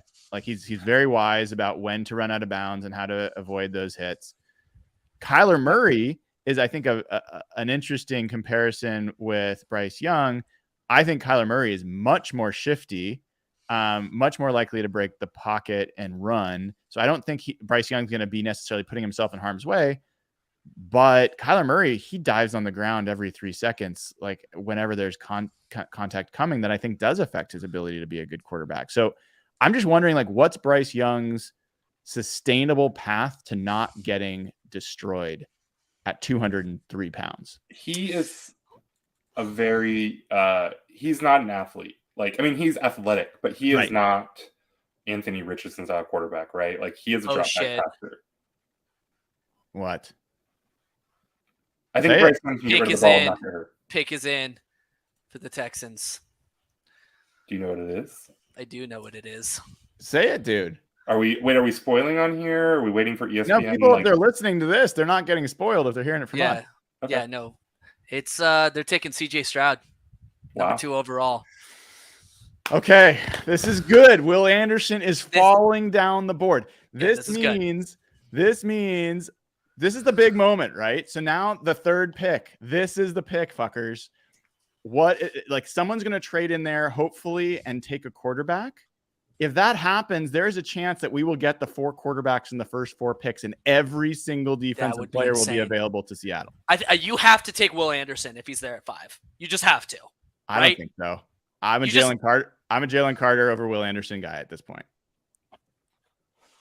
I won't be upset if Will Anderson's the pick, but I think Jalen Carter gives you the most upside potential to help really build a championship team. I think Will Anderson does not take this team from like a 6 to an 8.5. I think Jalen Carter could take the team from a 6 to a 7.5 or something like that if he works out. Okay, so you got to hope somebody trades up to number 3 here, right? If you're hoping for a defensive player, you hope, the Falcons, Titans, who else is options to move up to number 3? I think Texans maybe you don't trading want back the Texans because the Texans will take a a defensive defensive player. player. The Titans are the hope, but they wanted Stroud, it sounded like, and it sounds like that won't work out now. If they wanted Levis, if somebody wanted Levis, that like all the word is that the Colts want Levis. That's the word. And if that's the case, if someone wants him, they have to move. Anthony Richardson is the other guy. If people think the Seahawks want Anthony Richardson, they have to move into this spot. I think the Titans are actually a really good spot for Anthony Richardson. I think him and Derrick Henry in the backfield together could be a really good match. Don't know if that's what they want. Talking about happening. Oh fuck. Talking about ways that like this draft can go very differently than people think. I don't think it's crazy that the next quarterback doesn't get taken until 20. I think you're right. I think it's You don't possible. think Indy's obsessed with Will Levis or whatever his name is? You don't think they're obsessed with him? Because it sure seems like it. The Cardinals are on the clock. It says there's less than 7 minutes to go for them to get a pick in. What stream? Are you on the ESPN stream? Yeah, that's what I'm sharing. It's on the screen, dude. Oh, sorry. I was talking video stream. Oh, no. I'm not watching any video streams right now. Okay. I am looking at Twitter. Oh, trade. I think I just saw trade. Wait, really? I lost it. We getting DeAndre Hopkins out of the division? I'm spamming refresh. I think maybe it was the old Cardinals trade with the Eagles about that. Okay. Okay, hold on. I don't know how much we've talked about this, but Seattle is in a really cool position right now where they feel like they're on the rise. They could add something really cool here at 5 with other teams, with 2 teams in their division that feel like they're actively dismantling. You know, the Rams have already fully like torn it all the way down. Yep. And, you know, the Cardinals are talking about trading DeAndre Hopkins and so like you still got the Niners, and that's you know a big deal. But now you have Aaron Rodgers out of the division. Not that he was any good last year, but like Seattle could be hitting a really, really cool just timing overall in the league where they are on the up while everyone else in this conference is I agree. And in the conference are on the way down. And like people talk, I mean, so much of winning the Super Bowl is luck. And this is a lot of luck that could be swinging Seattle's way if they nail this draft. It's a big deal. At this point, I'm closing Twitter. I got to close Twitter at this point. I'm not yet. Evan, do you have like a Fitbit or like a heart monitor on your? Can we get you to do like a side screen, Brian, with Evan's heart rate on one side? I was trying to get progressively more stressed right now. You're getting twitchy over there. Bro, I'm fucking nervous. Sorry. The Cardinals are going to take this thing all the way down, trying to find somebody to like. I think they're going to end up taking a shitty trade, most likely to move. Like if they pick at this spot, it's a stupid thing to do. Like they should absolutely be trying to trade out of this. They are such a garbage piece of shit franchise. They're so bad. They're just like so pathetic and embarrassing and regretful. It's but just what if they fucking pick Jalen Carter right here? That would just I would fucking be so upset. I would be. Actually, I'm not going to finish that sentence. I would be really upset. I would be doing awful illegal things. Wouldn't that almost just feel right though? That like a garbage franchise takes just a big risk on a big red flag guy. And with Seattle's going to take Jalen Carter, and I'm going to be telling you all about how like the characters' concerns are dumb, and this is so amazing. But if the Cardinals take him, trash franchise taking red flag players, like what a joke. It would be. So Arizona has 3.5 minutes left on the clock here. They have not traded the pick yet. Yep. If they stick, do you think they take Will Anderson? That seems to be the consensus. Fuck. I'm okay with that because that's going to mean Jalen Carter's available. What I want is someone to trade into this pick and take Anthony Richardson. Oh, that's what I want. Gosh. I have a bunch of Arizona friends texting me right now like, this is completely undeserved hate. I don't know if the Cardinals Steve fan. Keim as your GM for years. There is no such thing as undeserved Cardinals hate. Come on. Steve Keim has been doing these interviews, and they are so brutal. They are so brutal. He talked about how like Nick Bosa came in and was telling him, like, hey, I think you're going to take that short quarterback, Kyler Murray. I'm going to haunt you for years. And he's like, ha, ha, ha. And he's like, he just completely owned you in being accurate. Like you were really bad at your job. And I think he also talked, I think he was quoted today as saying Draft Day was one of the most accurate movies he's ever seen. What the fuck? I mean, if that's how you think NFL works, there's no wonder you are no longer in the NFL. He was there for like 15 years, right? 10, No, 15? it's so bad. He took a quarterback top 10 or whatever and traded him the next year. That was actually smart. That was probably It was the best thing he ever smart to did. trade him, but I mean, the guy doesn't know what the hell he's doing. No, but talk about sunk costs and just getting the hell out. Like, that was smart. Someone said Texans are trading up. Is that confirmed? I think Jen Mass said it. Cardinals are trading with the Texans per rap sheet. Shut the fuck up! They moved up to number. They're gonna take Will Anderson. Yep. Fuck! Anthony makes a ton of Richardson. sense. What's happening? Anthony Richardson. Oh, what are they gonna get? What are they gonna get? They're gonna take Will Anderson most likely. They're going to take Will Anderson, and the Colts are going to take Will Levis, and Seattle's going to take Anthony Richardson over Jalen Carter. We literally talked about this exact scenario, though, of Stroud and Anderson with the Texans trading back up to number 3 before the show. Yep. We literally talked about this exact scenario. It makes a ton of sense. I don't know why they would have stayed at 12. It didn't make, there's no reason for them to do that. And for the Cardinals, moving back to 12 makes a bunch of sense. I don't know what they're going to get, but if they get Houston's first round pick next year, not Cleveland's, but Houston's, this is a big shitty thing for us. Like them getting Houston's first round pick next year would be a bad thing for us. Long term, not near term. Okay. Oh, wait. I think I just saw. Yep. They trade the pick. I think the Texans are selecting Will Anderson. Yep. There it is. Has this ever happened before? Have you ever had a team trade up to draft, like, or just ever in any scenario, draft back to back in the top 3? Yeah. Yeah? Or Sorry. I'm reading stuff. Okay. Say that again. Has this ever happened? I asked the question. You said yes. Has this ever happened before where a team drafted back to back? I don't think so. I would be surprised. I want to know the comp to go from 12 to 3.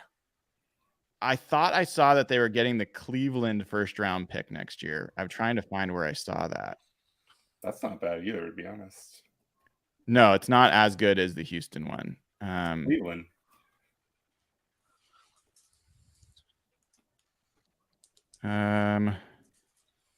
Okay. Have not seen final word on that. Okay. Houston gets 3 and 105. Arizona gets 12-33, 2024 first and 2024 third, but it doesn't specify which 2024. That Texans first round pick could be so high though.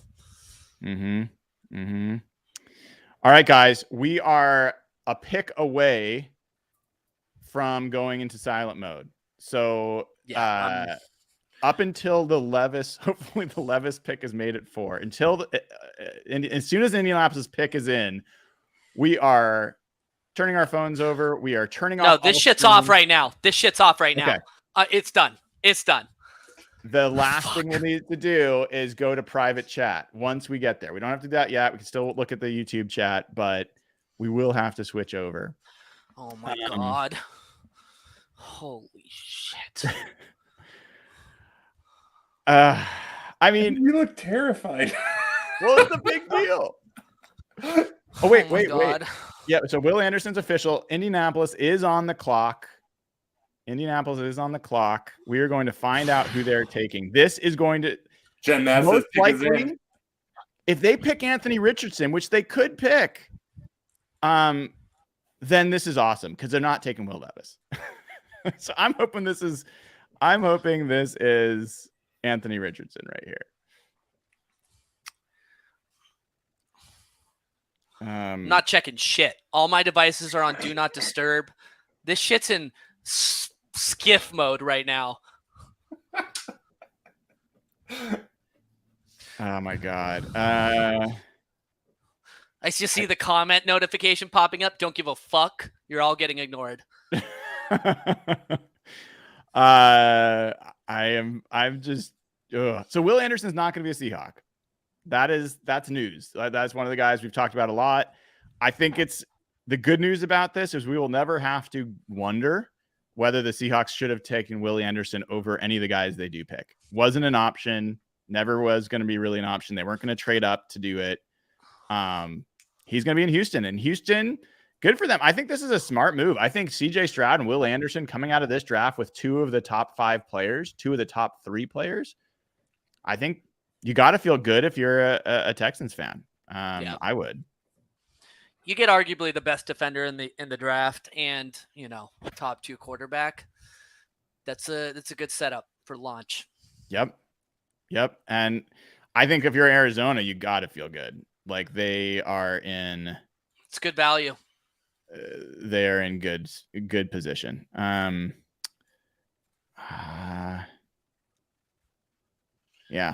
Trying to find out if they got the Cleveland first round pick or not, but it's not clarifying for me. So Colts, is this clearly Levis? Is it going to be someone else? Let's remind people after this pick, do not put spoilers in the chat. After the Colts pick, you can spoil the Colts pick if you really want to. That's fine. But do not put the Seahawks pick. Do not react to the Seahawks pick in chat until you see it on your screen here, until you see it show up right here next to the Seahawks. That is what Nathan's going to be looking at. That's what Evan's going to be looking at. That's what I'm going to be looking at. Do not spoil it for other folks. We will all react together. Oh, I think I'm hearing someone say, is that a report or is that real? That Anthony Richardson is the pick at 4. Anthony Richardson is the pick at 4. Holy shit. It's happening. All right. Everybody close shit down. They selected it over Will Levis? Over Will Levis. Okay. Wait. There were Seahawks draft clues that were tied to Will Levis. No. Wait, hold on. Just make sure you've clicked to private chat. Everything's off. Everything's off. Nathan, everything's turned. Yeah. All right. Fucking hell, guys. This is I cannot big. believe they took Anthony Richardson. This is disaster scenario potential now, though. This is them trading down, not taking Jalen Carter. This is them taking Will Levis. I think you have to take Carter. I think This you have to. This could be disaster. Awesome, I totally disagree. This is why this is great. We will never have to argue about whether they should have drafted Anthony Richardson or Will Anderson. That is off. We have to argue about whether they should have taken Jalen Carter. Now, Jalen Carter is still the one to argue about, but that's 1 out of 3. And I'm telling you, the Anthony Richardson thing was gonna like kill this fan base if he turned out to be great and they didn't draft him. So we don't ever have to worry about that. I don't think they're going to take Will Levis. I do think that you're talking about either a trade back or Jalen Carter. And I think the biggest thing you're talking about is, do you pass on Jalen Carter? That's your quote disaster scenario right now. For the right return, you do. What's the right return? I mean, who's trading up for Will Levis right now? I don't know if anyone's going to trade up. Wilson, though. What's that?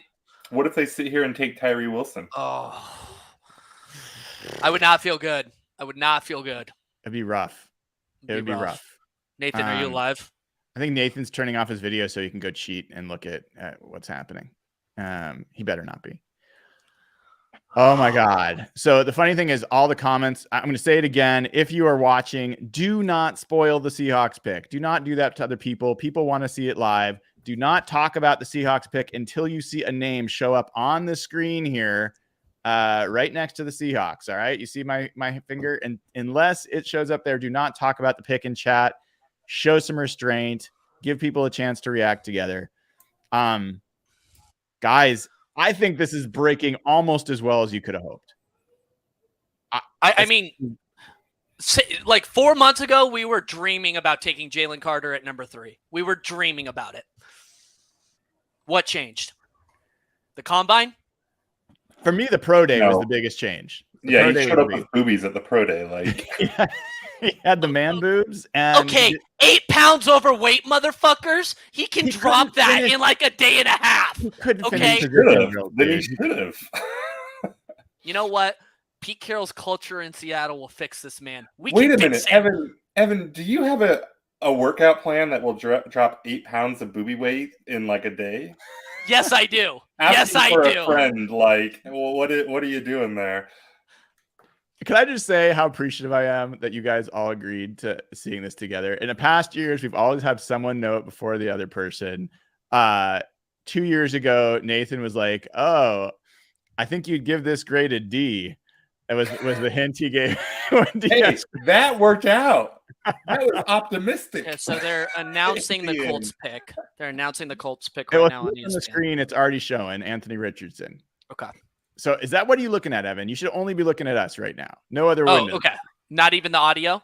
No, don't. Okay. No, turn all that off, dude. Okay. Turn it all off. It's all off. It's all off. You're in this only with us. Okay, so I'm waiting for text to appear on the screen. Yes. We were going to see this all happen. We were watching right here in the top left. This is how much time's left for the Seahawks. 6 minutes to go. Oh my God. We'll know when the pick is in. I like that they've got the needs. The needs here are basically every position on the team.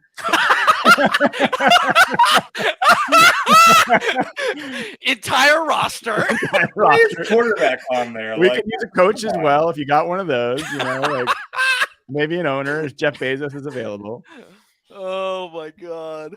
I cannot believe the Colts took Richardson. I cannot believe that. All right. I want you guys to bet your podcast, to bet your house, to bet everything.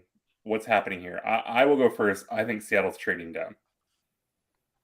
I think they take Jalen Carter.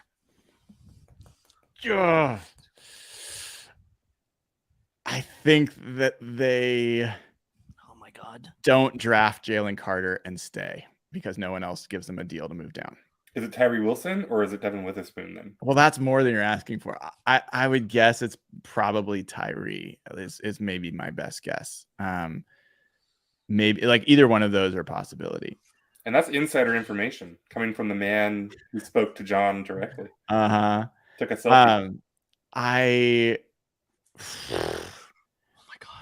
I really want them to draft Jalen Carter. And I want to be clear before it happens. Oh my God. It's not because I think he's guaranteed to be great. I think there's serious bust potential with Jalen Carter.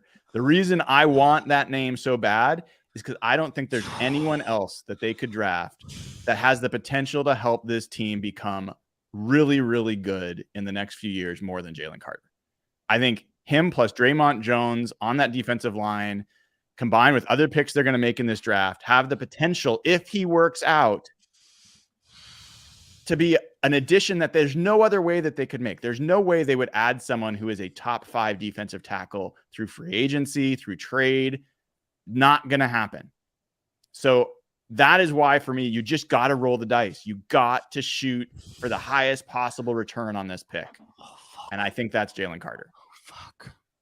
You know, if we were a real professional organization, we would take a commercial break right now. That's what they do whenever the Seahawks pick, right? Whenever the Seahawks pick.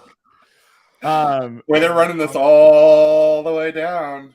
Those fucking Texas trade. Those Texas motherfuckers knew we were going to take Will Anderson at 5. They knew it. Dude, here's my read, guys. If they were picking Jalen Carter, the pick would already be in. Right? I don't know. John just, I think he lives for this, right? These are the best 7.5 minutes of this dude's, or 10 minutes of this dude's life, or a year at least. These are trolls. John Schneider and Pete Carroll are trolls. Oh, they love that too. Yeah, for sure. I'm just watching these numbers slowly tick down and just waiting for any change. So it'll say if there's a trade, right? It'll say, yep, 3 minutes to go. Come on, John. Fuck. I think this is not good news if you want Jalen Carter. I really do feel like if they felt strongly that Jalen Carter was the guy that they wanted, the pick would already be in.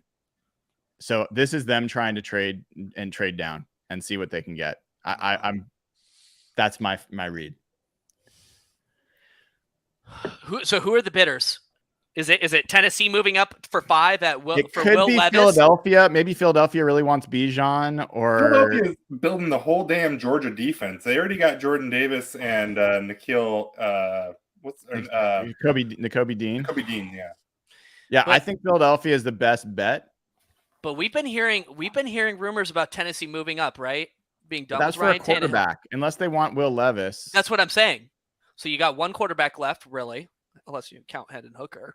You need somebody out there who loves Jalen Carter or who loves Well, Will Levis. Tennessee, Hendon Hooker. God, wouldn't that be hilarious? That's not out of the realm. Oh my god.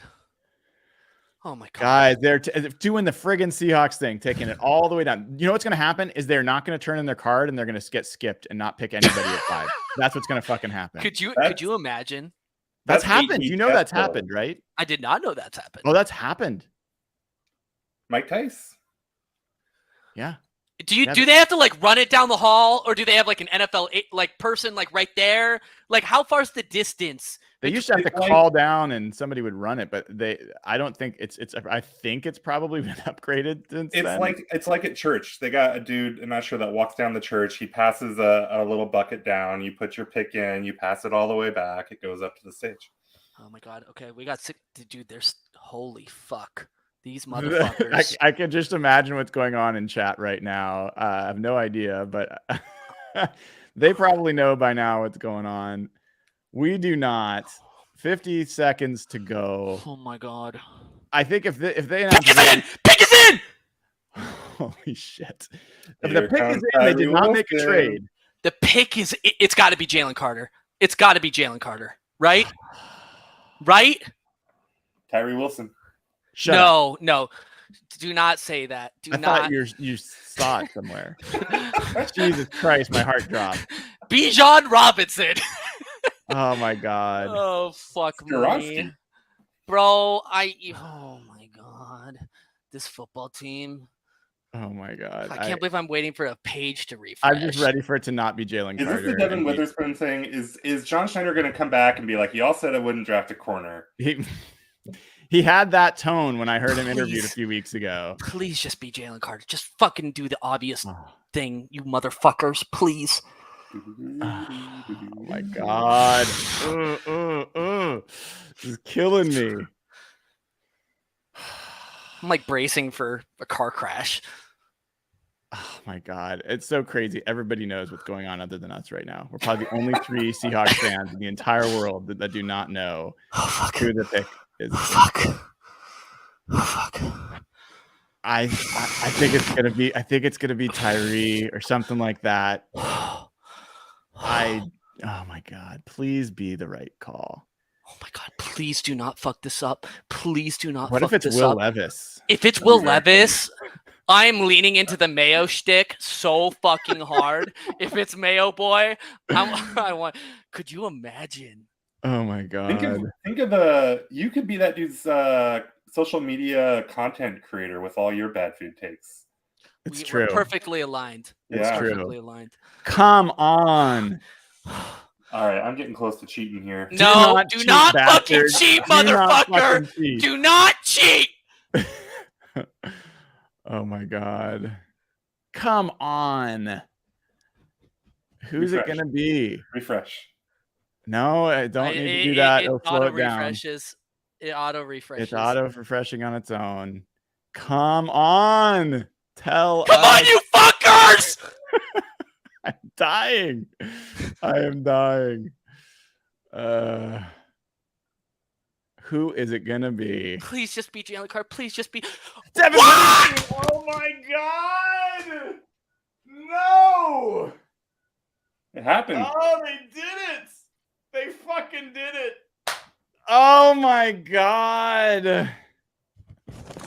They wanted to trade out of this pick. They wanted to trade out. God damn it! Fuck!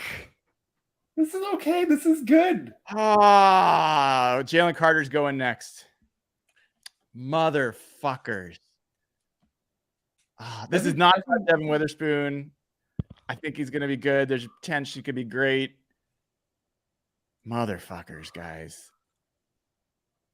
I'm Before okay we with go to it. chat and start seeing what other people are saying. That is not where this team needs talent.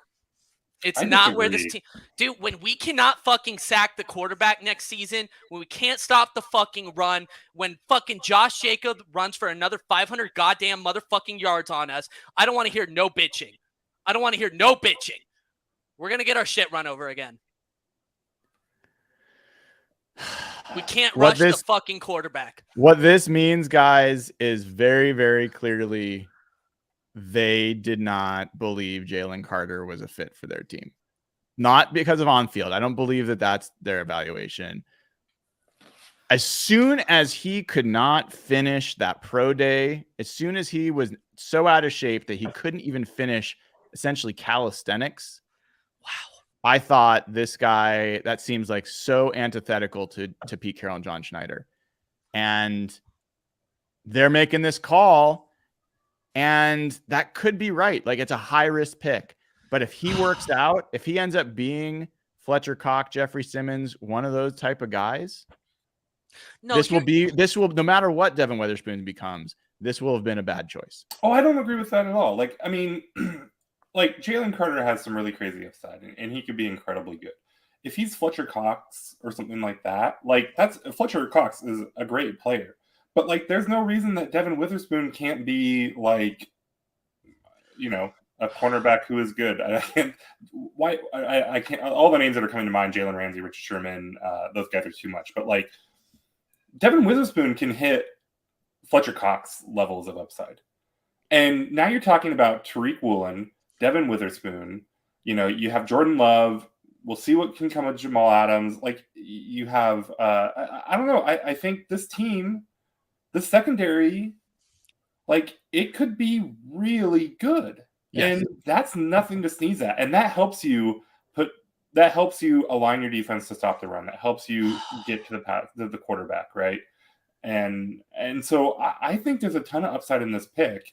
And like, I'm sad that they didn't take Jalen Carter, but the red flags there are just they're real. Huge. They are totally legit. Huge. They're totally. This is not a disaster. This is not DS Creed Humphrey for me, by the way. I'm upset because I really wanted the upside potential of Jalen Carter, and I really want us to get the defensive line figured out. And it's going to be hard to do that the rest of this draft. There are not other defensive tackles that I think are in that category. But Witherspoon, I mean, I'm going to share this tab here. This is the PFF big board, right? Witherspoon's their top 4 player on their draft board. This is a guy, my biggest concern with Witherspoon is this. He had one season where he just blew up. Right? How old is he? I actually don't even know how old he is. He is 22, so totally fine age-wise. He is smaller. He is smaller by Seahawks standards, but this guy plays physical. This guy is a shutdown corner who also just beats the shit out of people. He's an asshole in the best possible way. He is an asshole cornerback. It's going to be so fun to watch him. I want to be clear and on the record here. Devin Witherspoon's going to be a successful player for this team. He probably will end up being a star cornerback in this league, but I'm just so sick and fucking tired of getting run over defensively in the trenches that it's just hard for me to like. The need was, we were talking about this pre-draft. The need was not in the secondary. Yes, having a great secondary is critical, but this was like a stacked position group already. Yes. So that's the criticism, right? Is that Witherspoon is the best of what might be the deepest cornerback class in the history of the NFL. Like, people are talking about it in that regard. There are guys that are going to go in the 3rd round that are very likely going to be quality starting corners for you, like very good.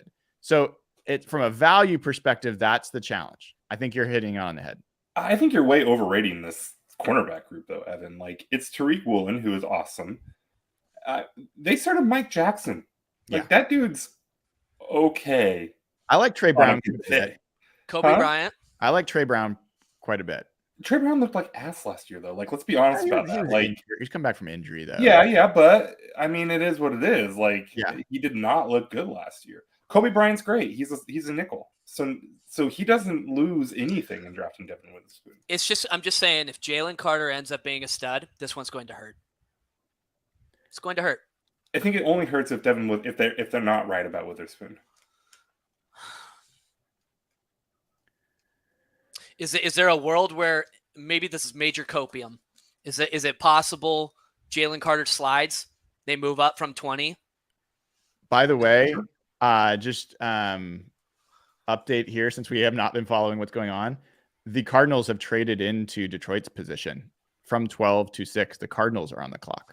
Ooh. So now we're going to see Jalen Carter go to Arizona. Oh my God. We're going to play him twice a year.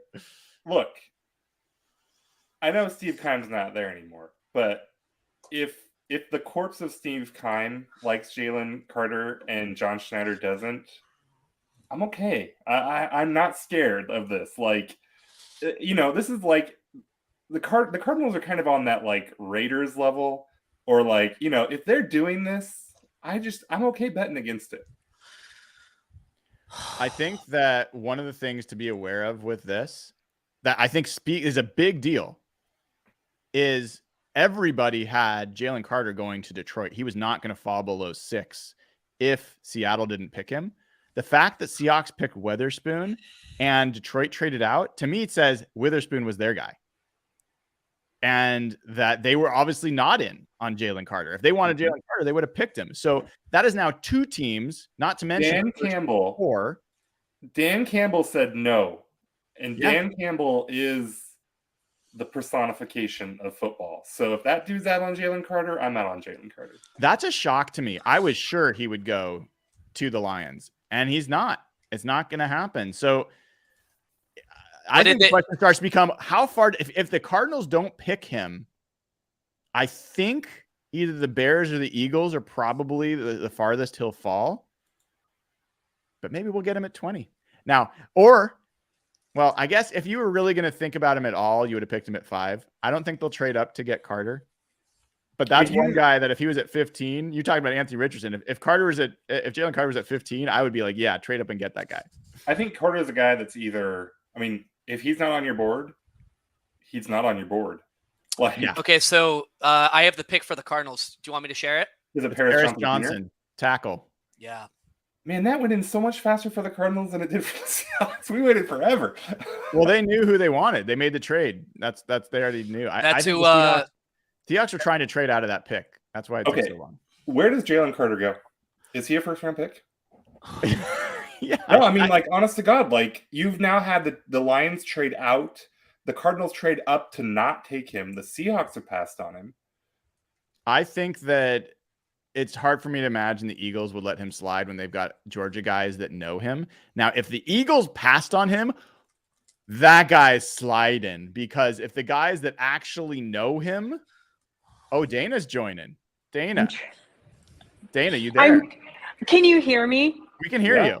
Okay, yeah. The Wi-Fi here is so terrible because there's so many people here that my video will not work. So I'm so sorry about that.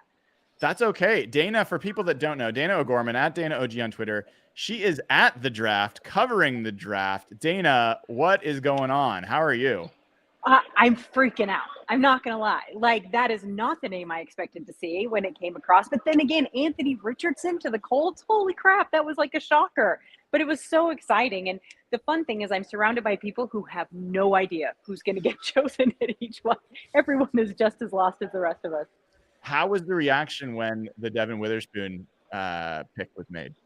So I'm sitting around a bunch of guys that podcast for different teams. And to be honest with you, they were talking it up. They're like, yes, this is Pete Carroll's, right in his wheelhouse. This guy is going to murder for them. He's the number 1 cornerback in the draft. Like, they were all positive. I'm not going to lie. It took me a minute, right? I thought Evan and I were in the same spot. Okay. I think that I would have been thrilled to have him at 20. We knew he wasn't going to be there at 20. So to get him at 5 was made me take a breath. Not going to lie. But now the more I think about it, it's okay. I still am really not understanding the Jalen Carter slide. I know that they picked Paris next, but I don't know. What the hell's up with Arizona? Anyway, that's a whole nother conversation. But it was like, it took me a minute. But I think I'm coming around to it now. I think one of the things I'm kind of wondering about here is, how good of an evaluation did the Seahawks need to have on Devin Witherspoon to take him at 5 when they've never taken a cornerback before the 3rd round, and they've only taken one before the 4th round in 13 years? So maybe that, to me, like, if you want to be really excited about this, for Pete and John, they know this is a deep cornerback draft. They know that they've been able to develop cornerbacks later. For them to take a guy at 5, I think they think this is like Sauce Gardner. They think this is like Jalen Rand. They think this is like a shutdown, absolute difference-making corner. Right. I think you're right. I think that they had to have been so blown away by him and their evaluations of him and their interviews with him. They had to have seen a little Legion of Boom in him. You know what I mean? And I've heard that, he's kind of a tough guy, and so it'll be interesting. But at the same time, I really hope that they didn't weigh the whole Jalen Carter thing too much on Malik. You know what I mean? Like, I hope that's not it. But I think that, A, I'm thrilled they didn't go offense of some sort, right? That was the biggest thing for me. And then B, for it to be a cornerback and them having chosen him that high, it has to mean something. Yep. It really does. Yeah, I agree. I'm getting there, guys. I'm getting there. I know. Nathan, I'm curious for you as well. Do you think that, like, this is all speculation, obviously. Do you think that the Seahawks would have drafted Richardson if he was available, and that because he got picked at 4 that they ended up doing their fallback? Or do you think that this was their pick all along? I suspect that they would have taken Richardson, but here's something interesting. The Cardinals traded 6 and 34 to get to 6. Now, obviously, Seattle wasn't going to take a tackle. The Lions weren't going to take a tackle because they just traded it out and allowed the Cardinals to come up and take it. You kind of got to think 6 and 34, or 12 and 34 to get to 6. You kind of got to think 12 and 34. Hey guys, I'm so sorry. I have to go. I'm going to pop out. I have to go. All right, Dayna. I'll be thanks back for later. joining. Thanks. We'll talk to you later. Bye. You kind of got to think that 12 and 34 was probably there for Seattle. That's not nothing. Like, that's pretty decent. And so for Seattle to sit there and take Witherspoon, I think they wait. You think Arizona was going to give that to Seattle, and they why turned would it down? if they gave it to Detroit to get to 6? Why wouldn't they give it to Seattle to get to 5? Because they don't want to trade it within the division. I don't think they want to help give Seattle anything that they want. I think that's dumb, but maybe you're right. I think you might be right, but that would be my guess. I think that's a very silly reason, but that is a thing that yeah, that is a reason. I don't disagree with you, by the way. I believe you're right that is possibly something that they were thinking. I don't think that's a good approach. No, like, you should do the right thing for your team, even if you can make your team better, make your team better. Don't worry about the division thing. Now, they were able to sit there and then trade it for Detroit, so who knows? Maybe I'm wrong, but I don't know. Can you guys look at this for a second? This is wild. Out of the top 10 picks, 1, 2, 3, 4, 5, 6 were acquired by trade.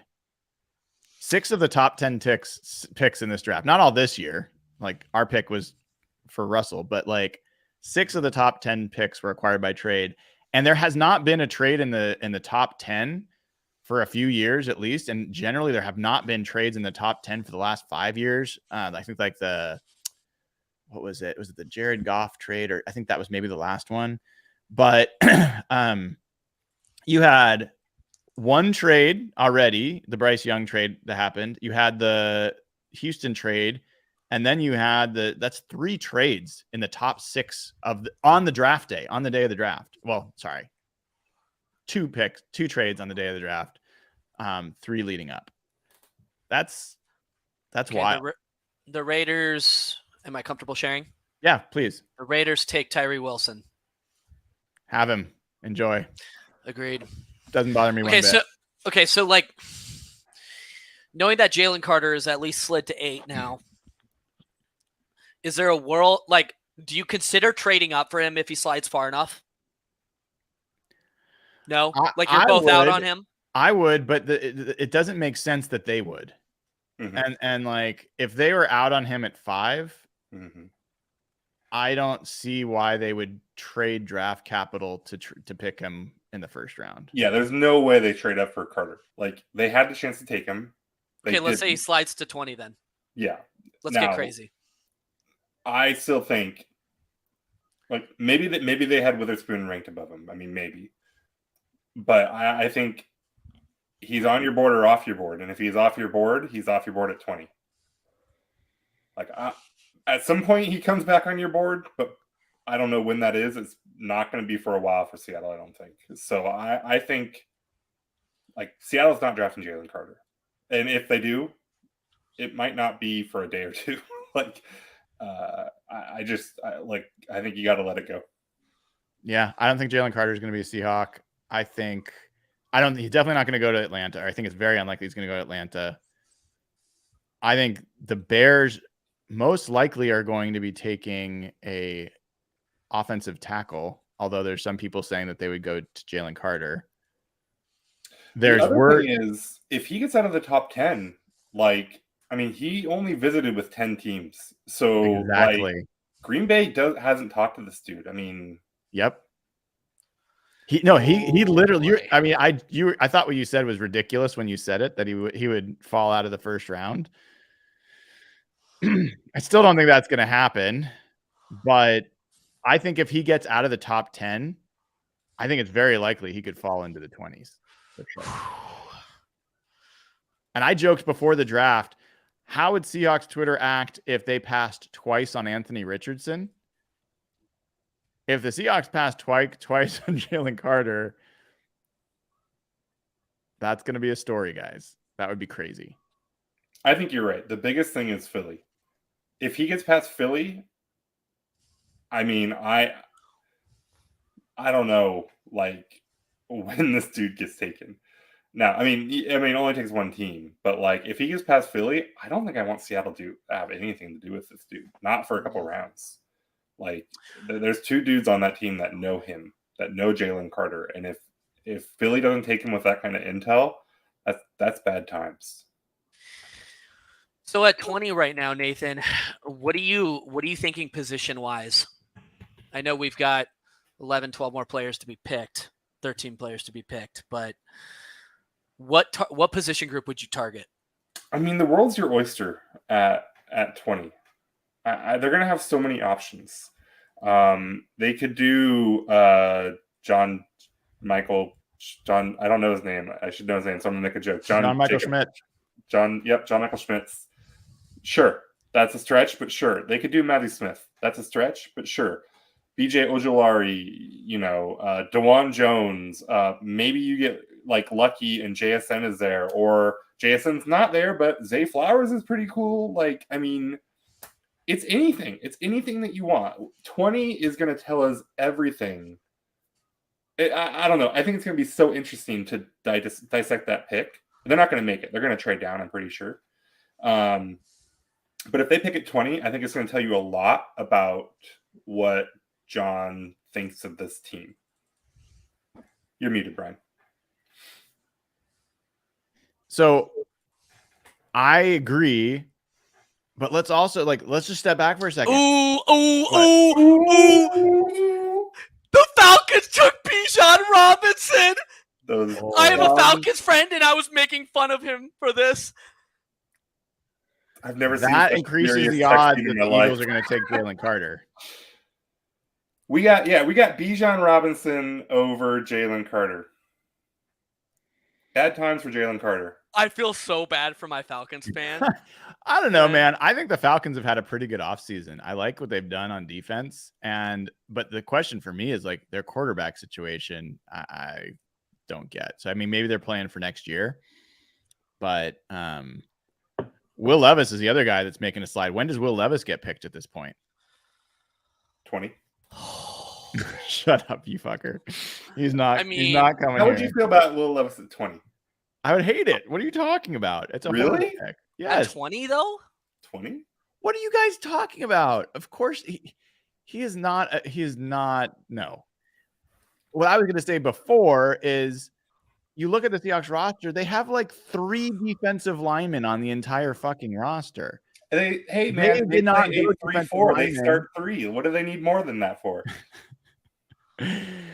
I think that that is pretty likely that they're going to feel the need to push up defensive linemen in their board to fix that, because they didn't go Jalen Carter. This draft was so much easier if they took Jalen Carter at 5, not because he's the best player or whatever, but if that was a position of need, that was going to be able to be addressed, and there was no one else close to him talent wise. Now they're going to have to chase defensive tackles the rest of this draft. They might take 3.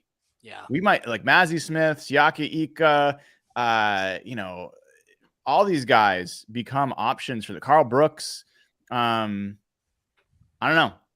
I think that they're going to trade back from 20 if they can. And I think Mazzie Smith might be the pick, if I had to guess, which would be a shock because they've never drafted like interior Quarterback above the 3rd round, right? Right? What do you think? Do you heard what I said about that, right? Were you on when I was talking about like what does it have to mean about Witherspoon for the Seahawks, who have never taken a cornerback before the 3rd round and only one before the 4th, for them to say that he's our guy at 5? What does it say about Witherspoon? Well, I think it says 2 things. I think it says they think he's pretty awesome. I also think it says they've never had an opportunity to draft a guy like him before. Like, they didn't pass on Sauce last year, right? He went ahead of them. Yep. And every other year they're drafting in the 20s and stuff. So, I think it says that they don't have like any like hard and fast rule against it, and they thought he was a damn good football player. How good? I mean, the comparison I saw here was Darius Slay. I mean, if he turns out to be, should we put on it? Can you put on It's Just Bombs? Can we watch it together? I think we'd actually get potentially pulled right down if we did that. Wow. Jalen Carter's going to drop to the Eagles. They're going to take him. I think you're wrong. So Jordan Reed, his analysis of this from ESPN, rookie of the year candidate, gives the Seahawks a tremendous young cornerback alongside Woolen. Ball skills, aggressiveness, instincts give him a chance to be a high-end starter very early in his career. I think the where Will Levis is going to go is interesting. Oh, someone just said Eagles traded up. Oh my gosh, they have the 9th and the 10th pick. Wait, what did they trade to get there? So they traded up from 30. Oh. So that's 2 teams with back-to-back picks in the top 10. That is wild. They've got to be taking Carter. That's got to be one of the picks. Carter and an offensive tackle. I think that's got to be the pick. Nope, they moved up one spot. That's what the reporters are saying. That's weird. The Bears. Why would the Bears? I mean, why would the Eagles feel the need to jump a team that's one spot ahead of them? Because they think somebody is going to trade with the Bears to get in front of them and take the player they want.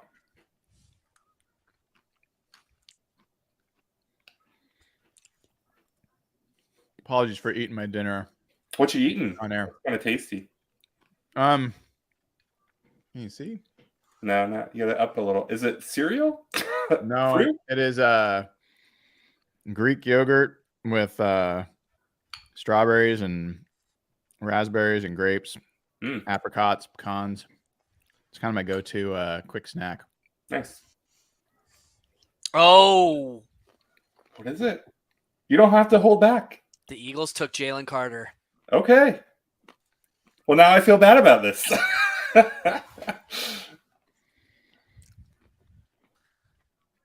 Wow. Okay.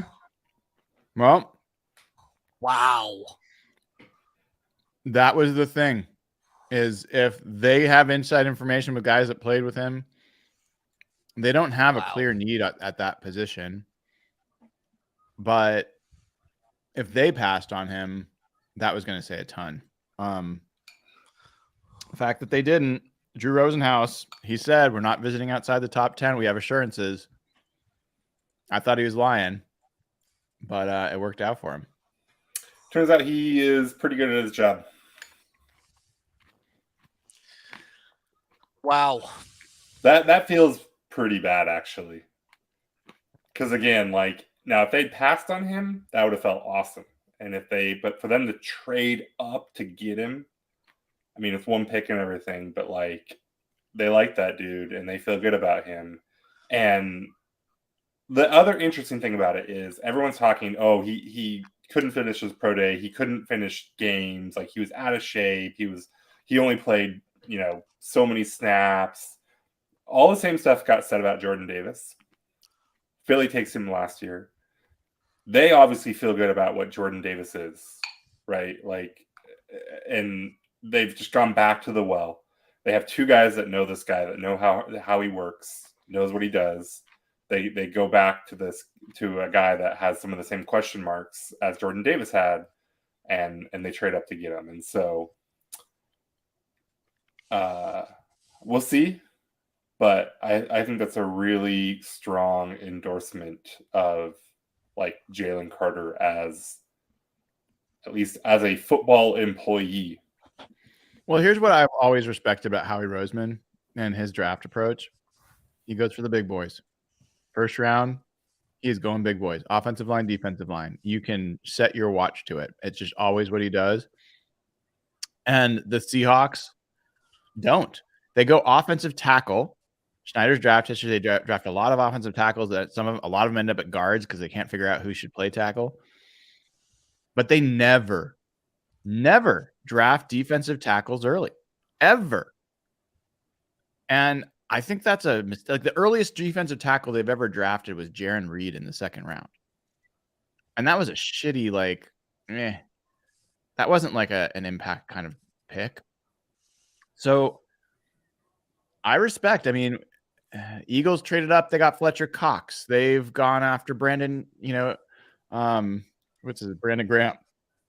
Like, over and over and over, they just go after defensive linemen. And, I do wish the Seahawks placed a higher value on defensive linemen in early rounds. Because you look at, even when the Seahawks did Legion of Boom, when that was great, their best defensive linemen weren't guys they drafted. It was Michael Bennett, Cliff Averill was a free agent. He wasn't a defensive tackle.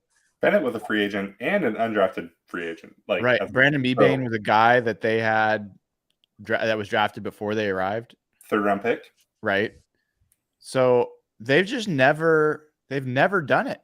It's kind of like they've never drafted cornerbacks early. They've never drafted quarterbacks at all. I just think it's a flaw, man. Well, it's all changing. They're taking Devin Witherspoon. They're taking Siaki Ika. They're taking Stetson Bennett. It's all going to happen.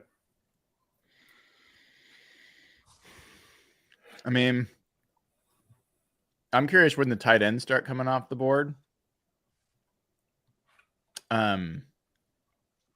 Nolan Smith is still a guy I'm curious about. I do wonder if Lucas Van Ness will slide down to them, if that's a guy that they end up looking at as an interior player, not right away, but eventually. Skoronski has not gone yet. He's sliding a little bit. Maybe that's who the Bears will take at 10. So this is funny. Doug Baldwin is the uncle of one of Devin Witherspoon's best friends. Really? Yeah. Same hometown. I don't know how to say this name, but Pensacola, Florida? Pensacola. Yeah. Well, way to go.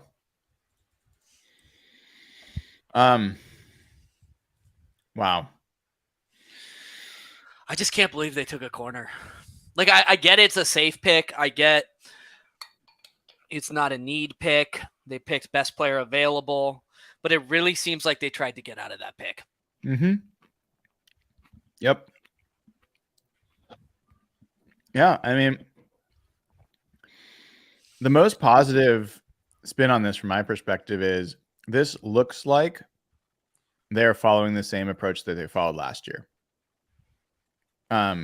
Which is taking the best player available on their board when they go. And they don't, oh, there goes. Yeah. It's not like they picked, I don't know, Lucas Van Ness or some guy that's like you expected to be drafted much later at the 5th spot. Devin Witherspoon, by all accounts, like no one expected him to go farther than 6th in the draft. Like he was a top player in this draft. And they got one of them. So I think the process there is fine and probably a good sign of what's to come. It's just, man, if anything, I don't even blame the Seahawks about this. I'm just bummed that Jalen Carter couldn't be the guy that we needed him to be. Yeah. That's really what it comes down to. So this is interesting. The Bears, I don't want to say reached, but they took Darnell Wright, offensive tackle, over a couple of others that were available. I think Darnell Wright was pretty widely considered to be one of the top tackles. He is. Over Skoronski. Yeah, it depends on who you talk to. I mean, PFF had him as, well, if I just go down to tackles, they had him as the 4th best tackle. Skoronski was 1st, Paris Johnson 2nd, Broderick Jones 3rd, and then Darnell Wright. But all these guys are like considered top 20 picks. Yeah. So, you're talking like one of the things that's so hard with like the PFF mock draft simulator or any of these big boards and stuff is like people don't talk about tiers enough, right? The Dunked On podcast, Nate Duncan, they do all these kind of rankings and they always talk about guys in terms of tiers, and I think it's the best possible way to think about this stuff. And it should shortcut so many of these stupid arguments that we have where like, again, like what do you like? You're an idiot who knows nothing about football if you think Darnell Wright's better than Peter Skoronski. PFF says Darnell Wright is the 18th best player and Skoronski is the 12th. Like, are you like, come on, chill. Like, they are 2 tackles who are very closely rated to each other. Like, they're all in the same tier, and where you place them within this tier of players doesn't really matter, right? Now, if you're going to come in and you're going to say Cody Mach is better than, Skoronski or Darnell Wright or whoever. Now, yeah, I mean, somebody might call you an idiot, and maybe you're right, but like you can have that argument. But like so much of this stuff, like the quarterbacks too, like the stuff like how could anyone think Bryce Young is going to be the best quarterback of this class, or how could anyone think that CJ Stroud is the best quarterback? Like those two are like very close together. Like it's not worth arguing about.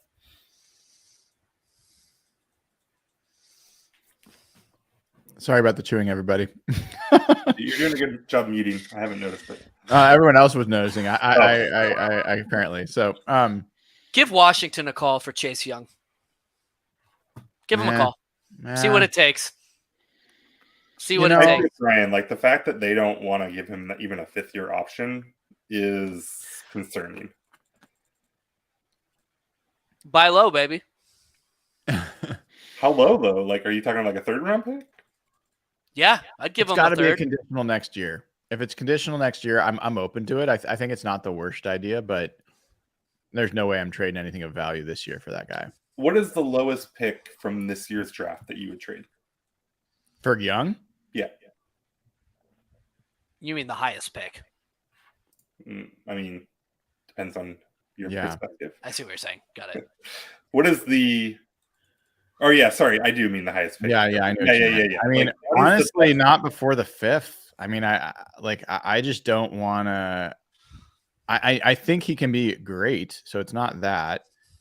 I just don't know what we're getting with him. And there's a bunch of red flags for me on him. And the Seahawks, every single time pretty much that they've traded for a guy like that, it has been a bad decision. And they've traded extremely valuable draft capital. And I don't want this team acquiring veteran guys that are going to their second contracts right now. I want them getting every young player in this draft possible. And they can make those kind of moves in a year or two. Would you do it for 83? No, hell no. No way. Wow. I would actually do that one. Well, I'm serious. The only thing I would do for Young most likely would be a conditional next year that if he played a certain amount, hit certain, You wouldn't do like escalators. the 4th round pick, 123? I wouldn't. I mean, I just wouldn't. No. I mean, Oh, fourth man. starts to be a conversation, but I really Now like we're the hitting it. draft. Yeah. And a 4th round pick, I don't think that's realistic either. So. No, it's not. I think we should at least probably not, but like Peter Skoronski if he starts sliding, this is a guy that a lot of people thought has his best offensive lineman in the draft. He is considered a 5-position player on the offensive line. He's a tackle by trade, has shorter arms, so people think that he likely will slide inside to be a guard. But they also think he can be a really strong center. There's some people think that that's his position. I think that starts to be an interesting option if he falls all the way down to the Seahawks. And you, like, plug him at guard is what you're telling me? You could see where he fits best, guard or center. And you have a guy that people consider the best offensive lineman in the draft.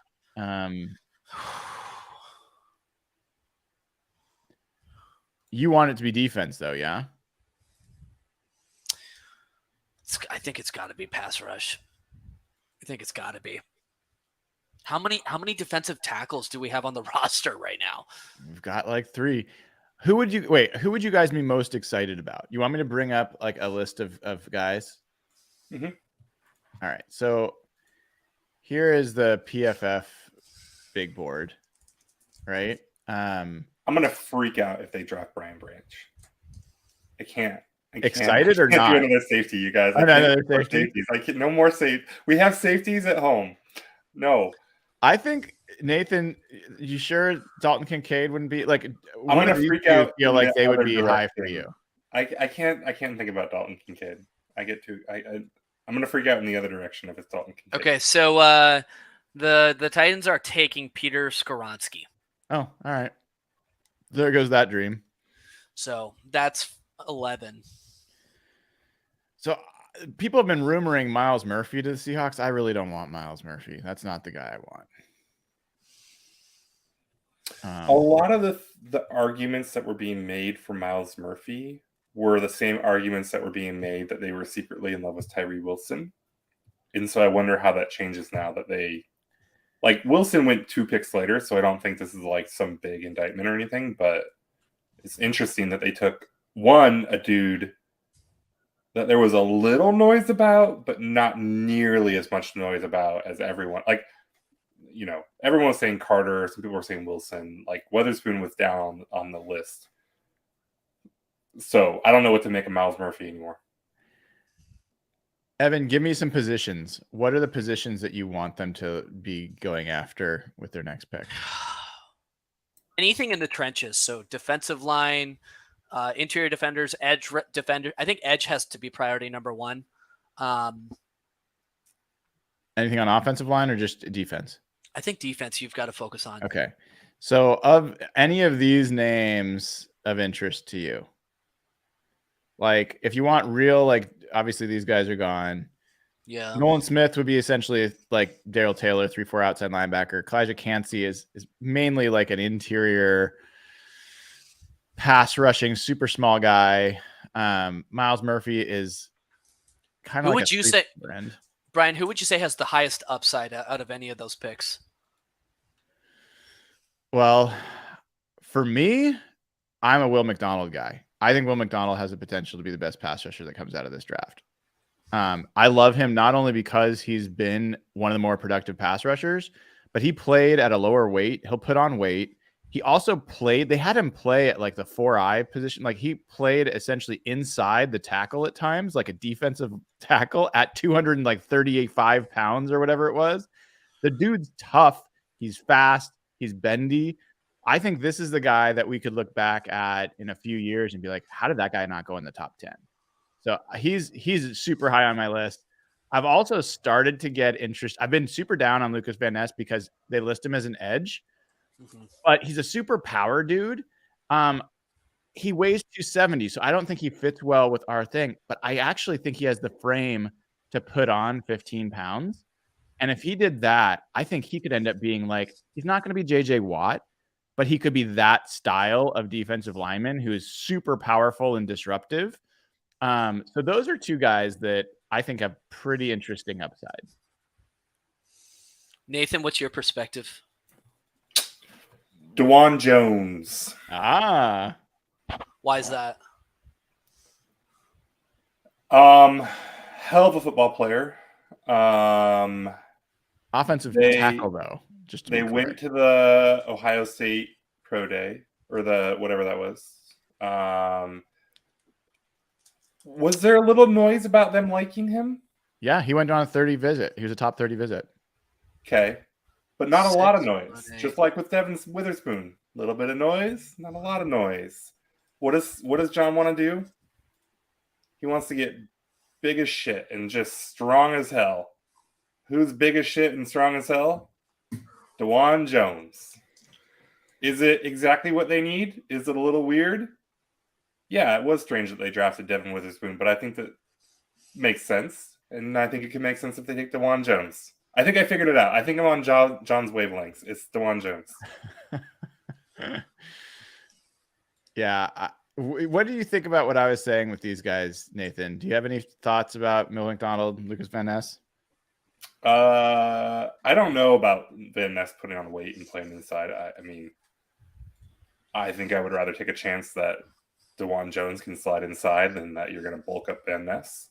I think you're right about McDonald, though. I mean, the only thing against, like, Will McDonald's a little bit like Bryce Young. Bryce Young is awesome, but he's short. Will McDonald is awesome, but he's old. So, like, if you just kind of ignore that, like, yeah, he might be one of the best players in this draft. I think this is the guy you want, Evan, if I'm being honest with you. I think this is who you want. 323 pounds. This is a big dude. He is also, I think he was number 1 on the freaks list of like freakiest athletes. He is a super special athlete and mostly is known for run defense, but he's got enough athleticism that he could probably develop into a disruptive interior pass rusher as well. So I think he's one guy that's a possibility. I think that high. And you can still hear me okay? Yeah. How's my audio? Okay. Yeah, you're fine. All right.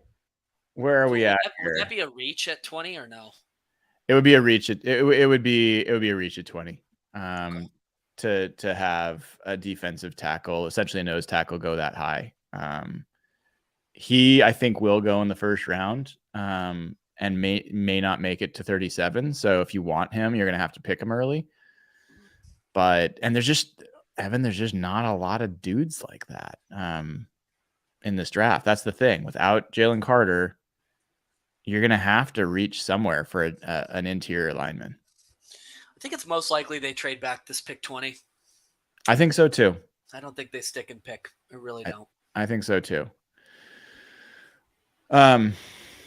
Man, how are you doing? Energy level draining a little bit after the Witherspoon thing, right? I'm just so frustrated with the lack of additions on the defensive line throughout the entire offseason so far. They've lost a lot of guys. Al Woods, Poona Ford. There's other guys they've lost. Like, they just don't. There's so much need there. There's so much need there. Yeah, Like we are currently worse than we were last year. that is a really fair point. Sorry. Like we're not better. We're definitely not better. We're not the same. We're worse. Did Puna sign anywhere yet? Nope. No. So he's still out there. Al Woods and Shelby Harris are still available. That's not the way that this team's going to get better, though. Holy shit. I don't want to tip a pick, actually. No, tip the pick. Tip. It's fine. The Lions It's are only taking Seahawks. another running back. Jameer Gibbs. Yeah. I shouldn't say another. Another team's taking a running back. This is the Nathan draft. 2 running backs in the top 12. This is amazing. Yeah. That's pretty shocking. So the Lions, like, I really think that's a stupid pick. I gotta say, and that's not about. Can I just say? I will say I might like Gibbs more than Bijan. Okay. I just think Gibbs does more, and that dude's electric. Bijan is like, I mean, he's good, but like he's classic running back. Gibbs feels a little like playmaker, not like maybe you're doing a disservice to just call him a running back, but yeah. I mean, it's a crazy ass pick. The reason I think it's a shit pick is they already have a good offense, and they have an issue on defense, and they've started to make some moves to improve that defense, but for them to not address defense there, I think is super dumb. And to do it so you can pick a running back, I mean, I just don't get it. Like, I think it would have made more sense for them to take JSN if they're going offense, like get a receiver to make that offense even more, I don't know. I think Gibbs certainly is a weapon, and I think he could be that offense is already really good. I just think that's dumb, man. It's interesting too, because like I know that they like this team. I don't know everything they did in the offseason. Oh wait, they have another pick at 18. I know last year they needed cornerbacks. I don't know who all they acquired this year. I haven't been paying attention to them, but like for a draft that was supposed to be so good for cornerbacks, we've seen one now in 12 picks come off the board, and the Lions take a running back over one. It's I don't know. We're rapidly getting into the territory though, where like every pick between now and like 50, like every player feels very similar. Well, but here's the thing. Every stupid pick, every offensive tackle, every running back, that is good news for us that gets picked right now, because it's pushing down JSN, right? He hasn't been picked yet, right? It's pushing down Nolan Smith. It's pushing down Will McDonald. It's pushing down other options. So I hope there's more stupid picks ahead. I think Green Bay seems like a very obvious place for JSN to go. Will Levis. Is that are you saying that that's the pick? Oh, I'm not tipping. No. Oh, Isn't that the thing to do? Is Green Bay at this point, like, just take a shot and put him in the other dude whose name I know for sure, Jordan Love. Jordan Love is the safety the Seahawks just signed, right? Who is the? Yeah, Jordan Love is the quarterback for the. Yeah. Okay. Yes, that's correct. Wait, who did the safeties? The Seahawks just signed. Who was the safety the Seahawks signed? Julian. Oh, what? Julian Love. Okay, thank you. You know what? Okay. I want Mayo Boy for the Shut content. up. No, I want Mayo Boy. Do you know how much fun No. I would have with that? That would be like fun levels off the charts. You can't sit here and freak out about the idea of drafting Anthony Richardson and then get hard about Will Levis. Like, I would every Sunday morning, I would just pour. I'd make a pot of coffee. I'd pour my coffee. I'd just take a big old mayo squirt and just squirt straight into my coffee every Sunday morning as a ritual.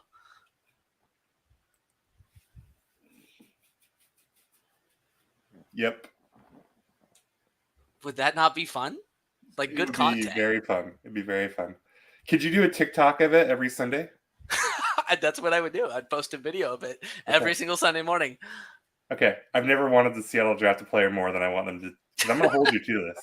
I have your phone number. I will call you. I will. My children wake me up at 6 a.m. I'm going to be calling you on Sundays and say, get that pot going. I will. I'll make this commitment to you firm right now, live on this show. If the How Seahawks, firm are we talking here? 100% firm, super thick, super firm commitment here. Okay. If the Seahawks select Will Levis at number 20, I will do that every Sunday, before every single game. Okay. Promise. Drink a full cup. Have you ever had bulletproof coffee? No. Awful. Is it? Hey, Brian, have you had it? You've had it, right, Brian? I don't drink coffee. Oh, what? Do we know this? What the fuck? You wake up at like 3 a.m. How do you not drink coffee? Never have, never will. Yeah, I don't drink coffee. I don't really eat seafood, and I live in the Northwest, so I'm that guy. Okay, so this is interesting. The Packers take Van Ness. Ah, okay. That's interesting. Okay, well now, for all the talk about whether Jalen Carter's a first-round pick, where does Will Levis go? Like, there was the rumor that you said, Brian, is that the Texans liked him at 2, but got overruled, right? Yeah. How is a guy that was supposed to go 2, if not for some meddlesome owners, we're at 14? How far does he go? Who does he go to? Oh, right here, actually. Maybe this is it. This is the end of the slide. Did he go? No, I'm just saying, like, to the Patriots? Fields. Well, that's the thing. Like, there's a few guys in this draft that have like really wide error bars, to be geeky about it. Like, Levis probably could have gone as high as 2 and may go as late second round. Like, is it possible? Actually, looking at this now, does he get past 19? You have the Patriots who could take him, the Commanders who could take him, the Lions could take him. There's a lot of people that don't have him graded as a first round pick. Yeah. Period. I mean, I get that, and then the Bucks too. Like, there's 4 teams here that could very plausibly take him. By the way, I forgot this in all the hubbub. We had $900 on the line if the Seahawks had picked a quarterback at the number 5 pick. They did not pick a quarterback. So we won that bet, by the way. Just want to make sure everyone got that. And there's other patrons that had money on the line that they were going to bet a quarterback. So some money will be going to charity, but it will not be ours, at least right now. So suck that, charity. We don't have to pay right now. That's my big addition to the conversation. I don't know. Levis to the Pats would be a possibility. Maybe the Commanders. It's not crazy that the Lions would take him. It's not crazy. I think the Bucks, sure, could be. I mean, they're starting Baker Mayfield right now, so. Yep. Maybe Minnesota at 24. Mm-hmm. I think that's a possibility. After that, the Giants. How much did they pay Daniel Jones? What was that contract? A shit ton. They paid him more than Geno. It wasn't like $40 million. I thought it was a big number. Maybe the Saints at 30. That's got to feel like the floor, right? How does he get past the Saints? They said they signed Derek Carr, yeah? That feels like a very similar. I mean, they did. That feels like a very like sign Geno, draft Anthony Richardson type situation, right? Like, yeah. I don't know, man. I think I almost feel like it's going to be a bigger issue if the Seahawks can't trade back from 20. Like, I think that will be a bad thing. They need to pick up an extra second or third. They just need to. And they might have to trade one of their fifths to go with it. But I feel like they've got to move back and somehow get an extra second or third to do that. And if they get stuck at 20 the way they got stuck at 5, I think that's not good, man. I mean, trading down from 20 feels really good. I mean, we'll see how the rest of this shakes out, but like everything that we've seen so far, trading down from 20. Well, I mean, I don't know. Like Jahmyr Gibbs going at 12 has to be a pretty big upset, right? Like You'd think so, yeah. So, and Bijan at 8, like I think it was very possible that he got past 22, 20 as well. So, like, maybe JSN is sitting there at 20. That's another Ohio State guy that they could have been checking out. So everyone's been saying that this draft was going to be shocking, that there's going to be things happening all over the place that nobody predicted that was way different than draft boards. What are the shocks so far? Not Bryce Young. I don't think CJ Stroud's a shock. The Texans trade back to number 3. So the trade might be, but like as far as I'm talking about the players, where they go, let's just look at that. Will Anderson is not a shock. Anthony Richardson, I don't think that qualifies as a shock. It was shocking maybe that they went to. What's that? It's just the running backs, isn't it? I mean, I think, Paris Johnson's not really a shock. That was kind of a later thing. Yeah, I don't think Bijan's even that much of a shock. A lot of people had him going to the Eagles at 10. And there was a lot of actual noise about him going to the Falcons too. So that's not like a shock, but it's still a surprise. I think the Jalen Carter thing probably qualifies to going all the way to 9. I don't know if that's a shock, but yeah, because like everyone said, oh, the Seahawks are locked in on him, so he goes 4 picks later. Like that's not that big of a deal. I think Jahmyr Gibbs is probably the first true. Maybe that's a lot higher than anyone would have thought, right? Steelers just traded with the Patriots, so they're not going to draft Will Levis, right? Are they drafting Joey Porter? That would be so funny if they drafted what's his name, Pickett last year, like because he's in their backyard, and then they draft Joey Porter's son the next year. Like this team is just mailing it in. I mean, not that like Porter should be a good player, but I like Porter. But yeah, I think either that or I wonder they're looking at linebacker. They're remaking their whole line. I wonder if Nolan Smith is their pick here. They just got burned by Devin Bush though. They just went after the fast linebacker. Yeah, that's true. That's true. As you know, I'm a fan, so I'm hoping it's not that, but I wouldn't be surprised. Steelers do tend to like linebackers. Who would be some? I hope it's Porter. I mean, I think I don't have anything against Porter, but that would be very funny. I mean, there's been a lot of places, but rumoring that that's where they go. There's a few corners that are worth thinking. Christian Gonzalez has not been picked yet. Yep. A lot of people very much thought he would be a top 10 pick. Deonte Banks is another guy that folks are really high on. I think Brian Branch is really, really good. I don't know that they have a need there, but I think he's one of the best football players in this draft. I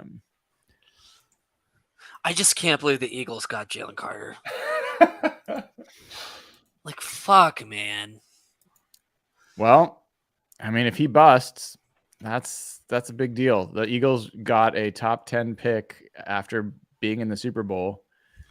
And if that pick works out, it's going to be tough to beat them for a while. If it doesn't, then it opens the window a little bit more. You really think Seattle just removed Carter off their draft board completely, entirely? I think that's the only explanation. Yeah. So, look, I listened to who was it? No, it's Brady Henderson of ESPN, and he told a story, and he wouldn't talk about obviously who the player was. He was talking about the importance of top 30 visits. And he said, look, I haven't heard as many stories with someone going into a top 30 visit and like wowing the team and like getting picked because of it necessarily. But he knows for a fact there have been top 30 visits where players went and lost the Seahawks. They took him off the board. And he talked about one guy in particular who went to the VMAC and he was just basically on his phone the whole day. He was just kind of like looking at his phone. He wasn't engaged. Seahawks were really high on him. They took him off their board. The guy ended up sliding the day of the draft and never made it in the NFL. Was out of the NFL in a few years. If they didn't hear exactly what they needed to hear after that pro day, then I think they were like, yeah, I don't want this guy. This is not someone we want in our room. This is not someone that we want around other people. This is not what we're building here. So the Steelers get Broderick Jones. So another offensive tackle. Every offensive tackle taken is a good thing for us. We are not Agreed. in the There's no chance Seattle would take receiver. Do you think? Yeah, absolutely. That could be a surprise. Maybe that's a surprise. Maybe it's not. That could be a surprise position target. I think JSN and Zay Flowers, none of the tight ends have been taken yet. A lot of folks had Michael Mayer, Dalton Kincaid going top 15.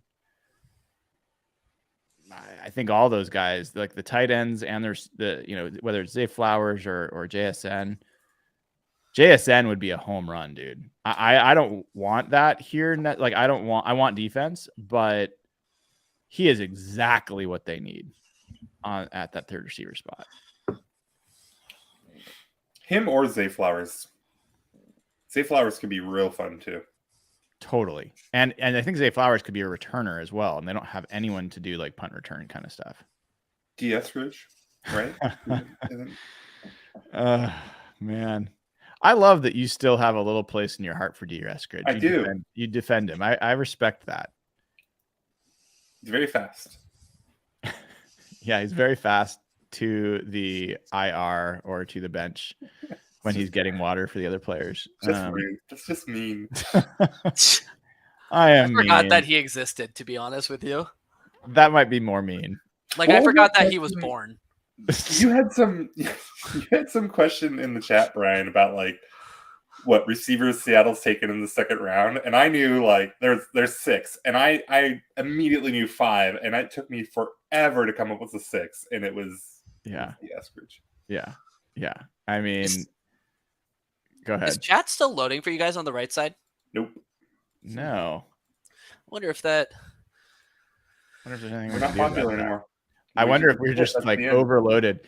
You can open up YouTube in a separate window. Yeah. Which I will do. Whoops. That's not good. Apologies for that. And then you can pop out the chat as its own little window if you want, if you haven't done that before. All right. I've got the chat open. Thank you for noticing that. I did not notice that. So someone asked for the Patreon link. Yeah, it's not letting me. I wonder if I can still post something. I'm going to try to post it. I think if you Google Real Hawk Patreon, it's the first one that comes up for me is Hawk Blogger Patreon. So that's the one. Just sent it via this. We'll see if it actually worked or not. Oh yeah, I just was able to send it. I guess we're just not receiving new chats. Yeah. So receiver, tight end, Nathan. If Dalton Kincaid and JSN are on there, and they're for whatever reason they're going to pick one of those guys, which is the one you want? Oh, JSN just went to the Jets. So, Dalton really? Kincaid.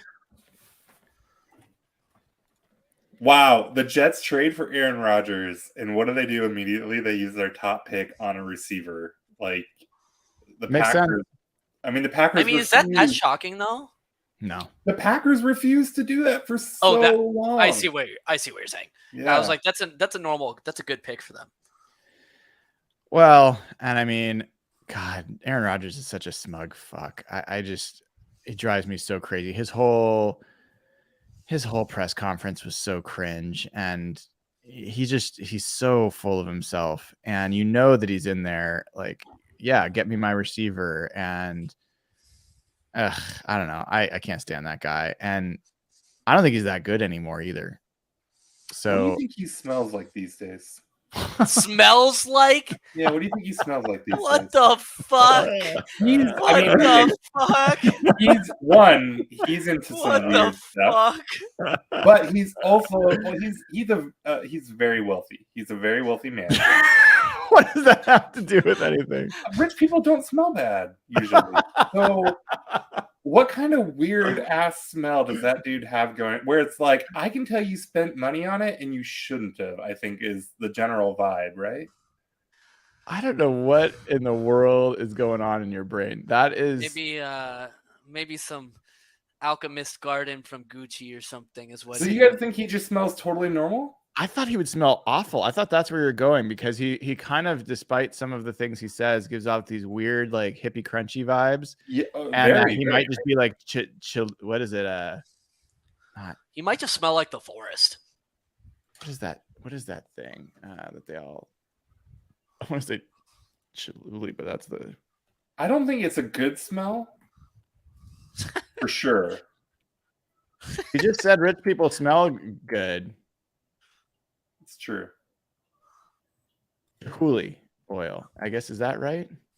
What is that? No. There's. Dang it. I don't know. There's an oil that like a lot of hippie folks wear. My wife would know it. Somebody said a mixture of weed and sweat. That's like not a bad call. But like good weed, not bad weed. Patchouli. Thank you. I knew it was something around. I got the sound kind of right. Patchouli. I think that he could smell like that, but I generally just think he smells like the devil's butthole. Like he just is, he's just bad. Somebody said patchouli, garlic, and BO. Does he eat garlic though, or is that like against his religion? What do you think vampire religion he smells like? What do I think he smells like? Yeah. I think he smells like he spent money on something that smells bad. Like he tried. It's not good though.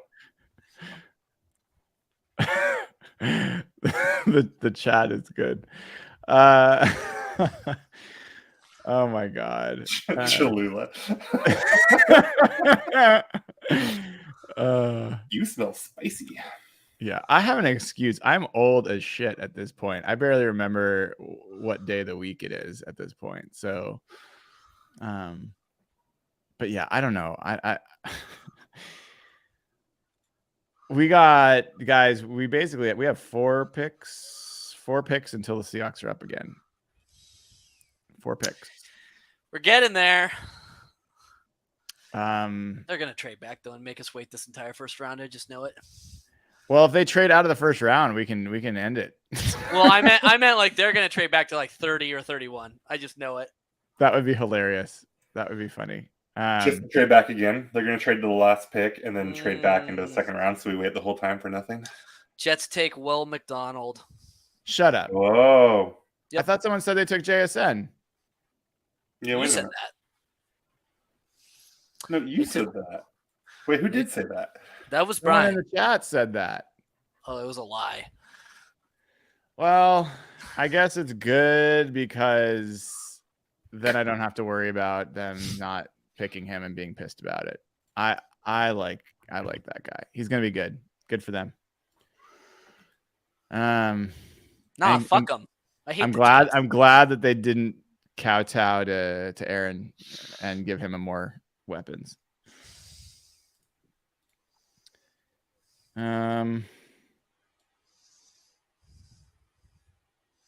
Yeah.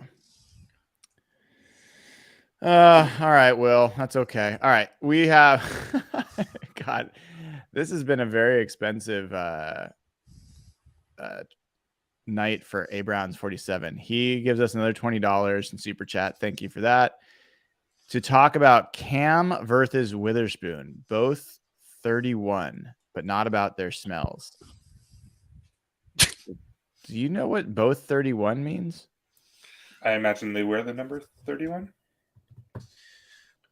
So I don't think there's any comparison between Cam and Witherspoon. I think Cam was essentially a linebacker that could play safety and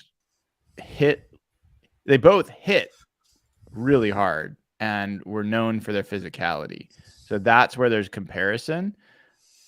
But otherwise, I don't see what the connection is.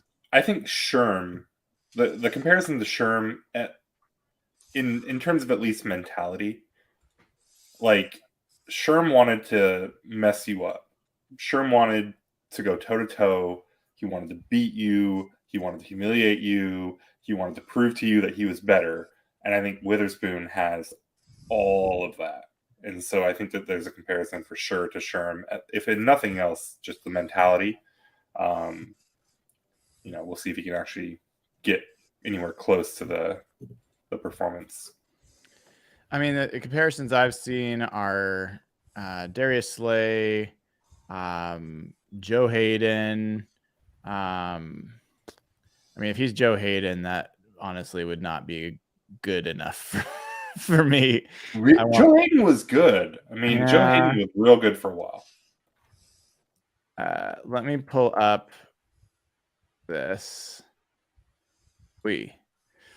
This is not the most exciting here. This is his mock draftable. I don't love like this. There's nothing specifically great about him physically.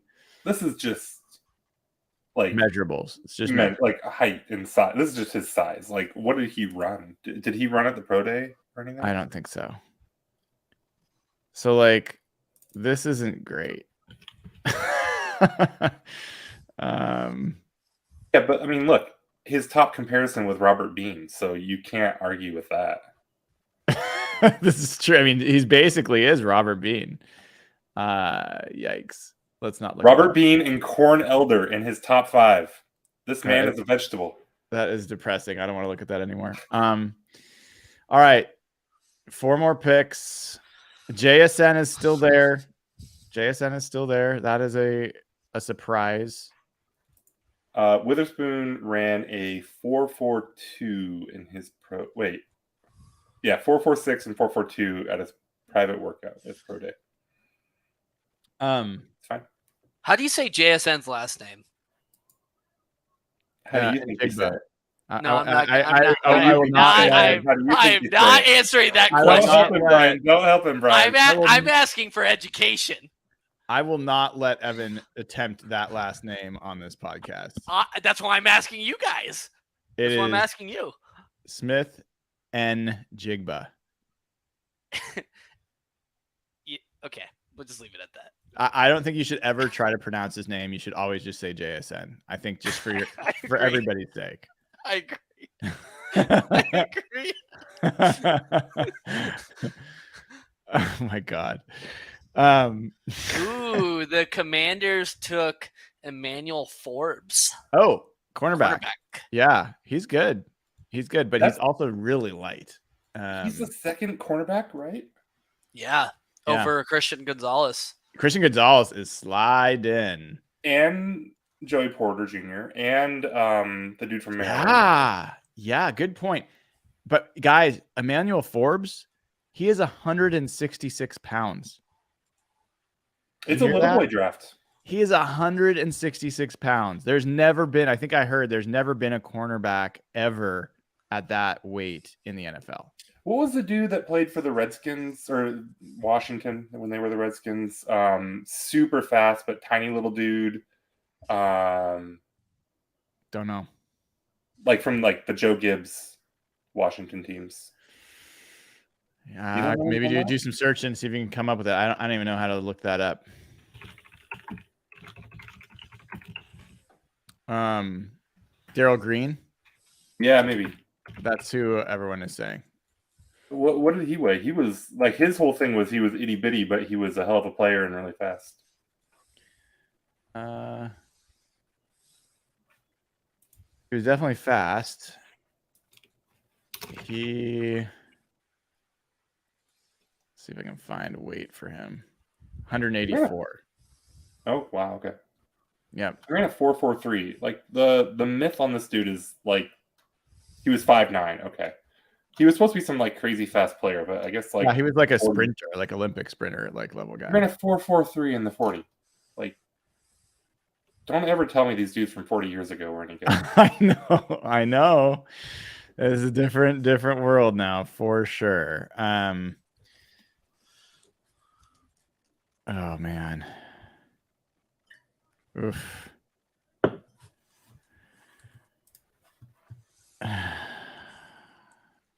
I don't know. I'm having trouble getting excited about the I'm having trouble about the Witherspoon pick a little bit. I'm gonna have to.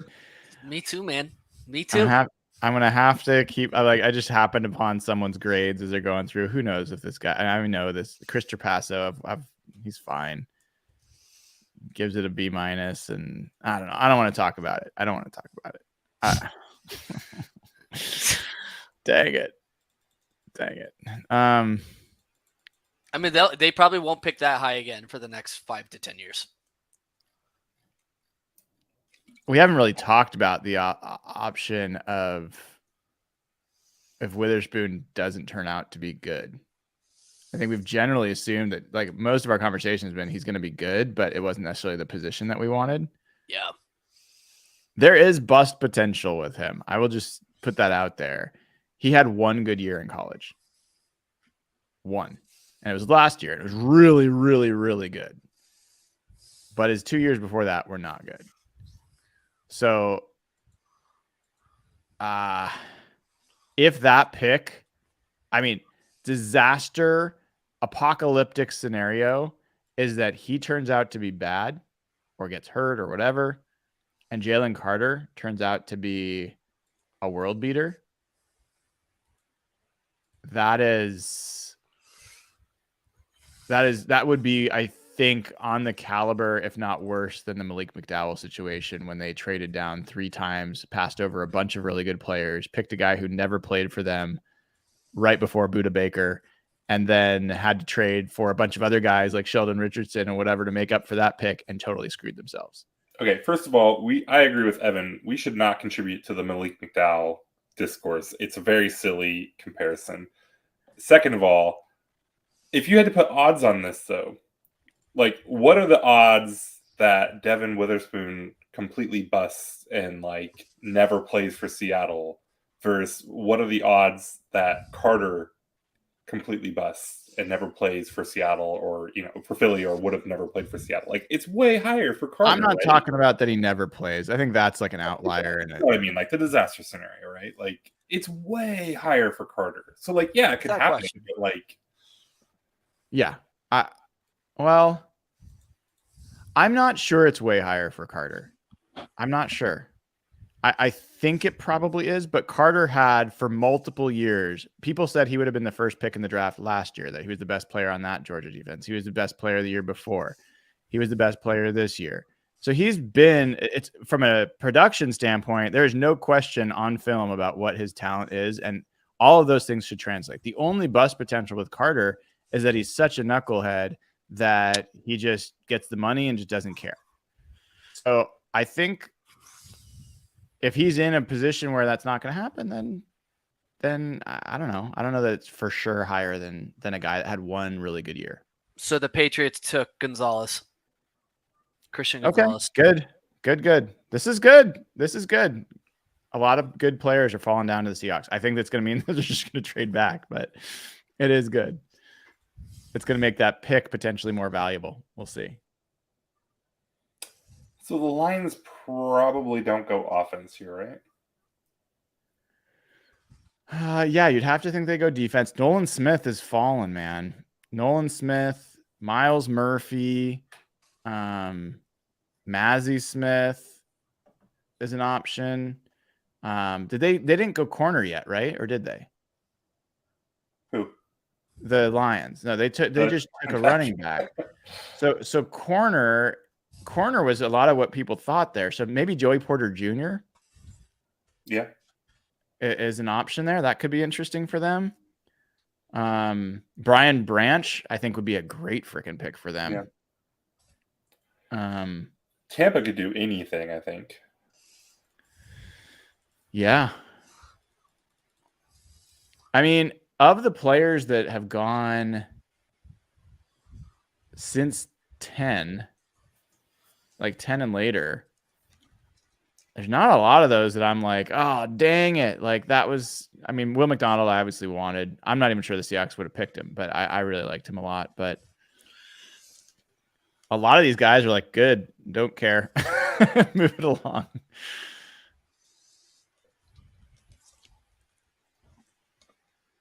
I am. What's just jumping out to me is the receiver situation, the tight end situation. That Just plus like- Nolan Smith. I'm mildly interested if Detroit will go after Kalijah Cansey. I think Cansey is the other guy that has crazy error bars on hit. Like he could be a first round pick. He could be a third round pick. Like there are a lot of teams that might just be like, no, I'm not going to play a guy that's got 30-inch arm. But I would be super excited if they ended up with him in like the third round or something like that. That would be a lot of fun. All right. Michael Mayer, DeJuan Jones, or Miles Murphy. Who are you taking at 20? Say them again. Michael Mayer, DeJuan Jones, or Miles Murphy? Mayer would be my guy out of those three. Why? Well, Murphy's a great athlete, but he's like 270, and I just don't feel like that's a great fit for what the Seahawks are playing right now. They either need guys 280 plus, or they need guys like 250. But he's right in the middle, so I don't think that's a great fit for them. I can't remember the other guy. DeJuan Jones. I just think DeJuan Jones. You're taking a guy to play right tackle so you can slide Abe Lucas to play guard. I think that's a second round move if you're going to make it at all. And I just think there's a lot of risk there. But Mayer, I think this guy could be your go-to tight end for a decade. I mean, I think he could be the compare that I've heard the most often is Jason Witten. He is super good all-around player, really tough, stiff arming guys after he's caught it. He is a good blocker. Like, I think he makes the offense a lot better, and I think he could be a really good target for Geno. So, I think that of those three would be my pick. We're getting close. We are, man. I am very impressed that you've lasted this long, especially after a pick that you weren't super excited about. It's just like, I just tweeted this out on Twitter. It's just, I'm not down on Devin Witherspoon, the player. Like I really believe he's going to thrive in Pete's system, and, no better place for him to go. It's just, we were so frustrated week after fucking week. Yeah. Getting our shit kicked in the trenches. Yep. Like Josh Jacobs ran for 400 total yards on us. 400. And we're worse. We're worse from in the defensive line right now. And I don't think they've made enough moves in free agency. They obviously still have a ton of draft picks left, but they need to address that area. It's bad. It's really bad. I am right there with you, man. I completely agree that until I see the shape of an interior defensive line that's got a chance. What's got your? Yeah, I thought you were wait, finish your sentence. What were you saying? I heard the shape of an interior defensive lineman. So I was thinking I just thought like a 380-pound man. I want to see a big ass like in the middle of our defensive line. I'm not going to be happy, man. I don't want Jaron Reed as our like go-to nose tackle. Like I don't want us to go back and get Poona Ford and that he just was in the wrong position and he's going to be quote great again. I don't think Poona Ford was ever great. I thought Poona Ford was okay. I don't think the fact is no other team in the NFL ran to get Poona Ford. Yeah. So don't tell me that Poona Ford was great. He was okay at times. He was undrafted for a reason. So I don't know, man. I want to see some beefy boys in that line, and they don't have them. I don't know that there's a lot of guys for them to get in this draft in that scenario. There are, I just don't see how this defense improves year over year, even if they bolster the secondary with the current state of the defensive line. Like it completely limits our potential in the playoffs. Like we're not doing anything. We're not upgraded at all. Agreed. I think they've got to look at it. I don't think there's a ton of options in this draft. I think Mazi Smith is probably the best of the rest. And then there's a bunch of 3-4 defensive end guys, and they'll help. Like, maybe you're big on Brian Brussy, who at one point was the number 1 overall prospect heading into college, ahead of Bryce Young, and is a pretty freaky athlete. He weighs around 300 pounds. Maybe you like Adetamawa Adebaware, who has got crazy athleticism but hasn't really produced in college. Maybe you like Tuli Puilotu from USC, who's also really productive but is more of a defensive end than a defensive tackle. So there are some guys, but there's not the interior disruptor. I think Mazi Smith is the closest thing to an interior disruptor that is left in this draft. I think Siaki Ika is interesting, but he's not a guy they're going to take early. So Lions took Jack Campbell. Interesting. Middle linebacker, classic middle linebacker. A lot of people really liked him to Seattle potentially, but there's some places that had him as a mid-second round pick. He is very projectable as a starter at middle linebacker. Really good run defender. Questionable athlete in terms of being a pass defender and in coverage, but he's going to be solid pro, like pretty clearly a day 1 starter. Logical choice for them. I got a lot of shit for taking him in one of our mocks with their 2nd round pick. Who'd you get shit from? People in the chat. Okay. Those morons in the chat. You know how they are. So suck it, chat. Suck it, chat. I think, Jack Campbell. I think that's good for the Seahawks. I don't think he was going to be their pick at 20. But let's talk for a second. Who have been, if you look at Schneider's draft history, who has he drafted in first rounds?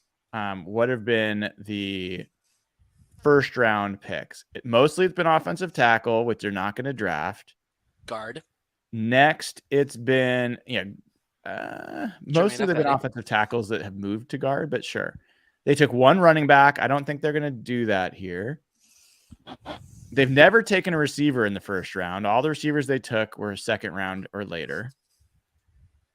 Linebacker they have taken. Edge they've taken multiple times. It feels like edge would be a logical thing for them to potentially go for. That's it. So like receiver is like the pick is a position that they've valued the most, that and edge historically. So if they go by that, then we're talking about JSN and we're about to be on the clock here, so we should turn our stuff off in a second. Okay. Nolan Smith, Miles Murphy, Jordan Addison, I think is a real option. Zay Flowers. I think Adi could be an option.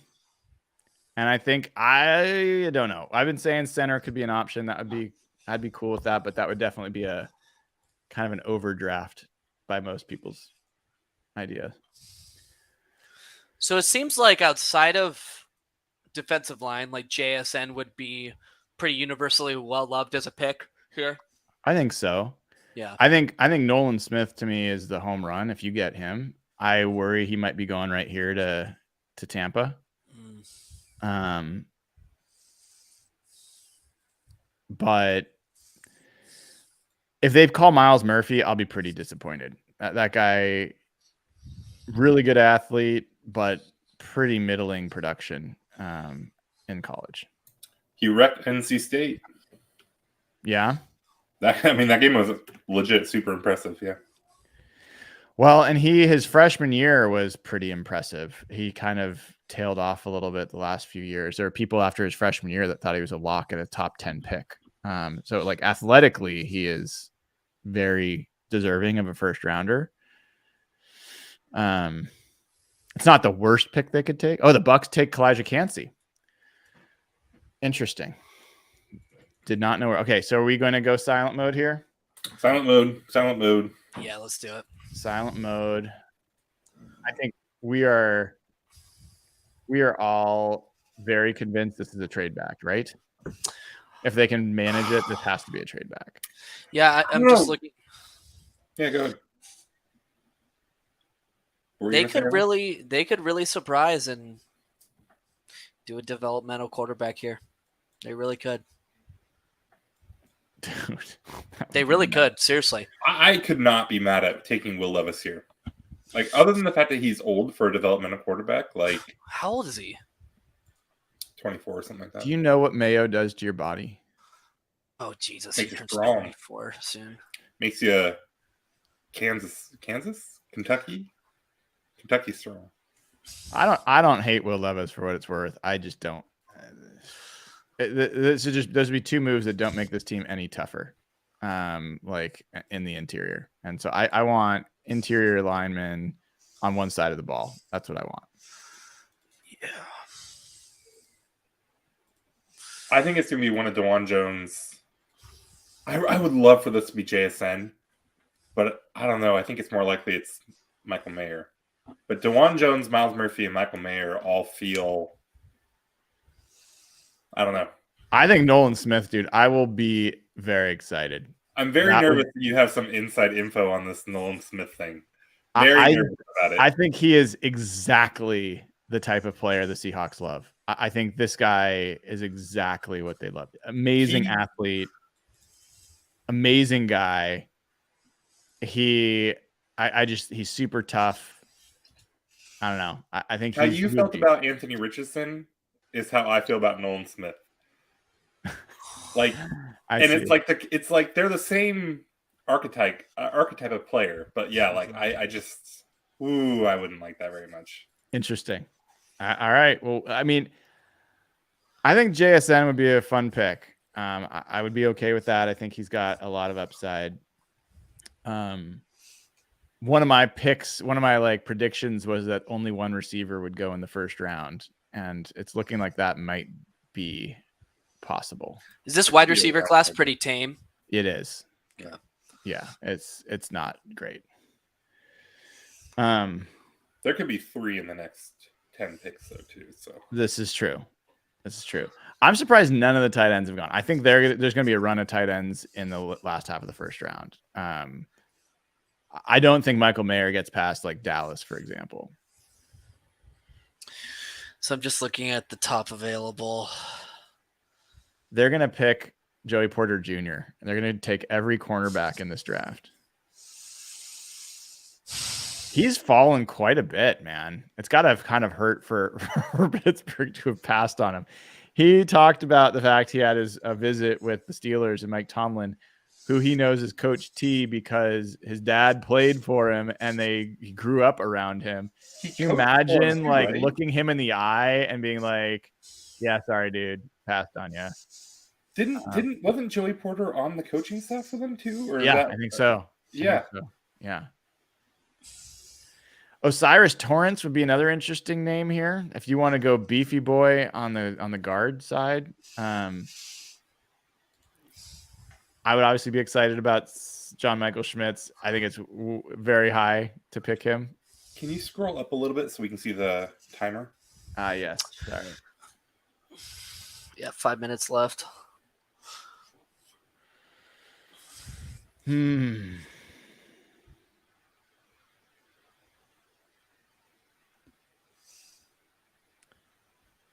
Yeah, there's a lot of ways they could go here. I just have to think they're going to try to trade.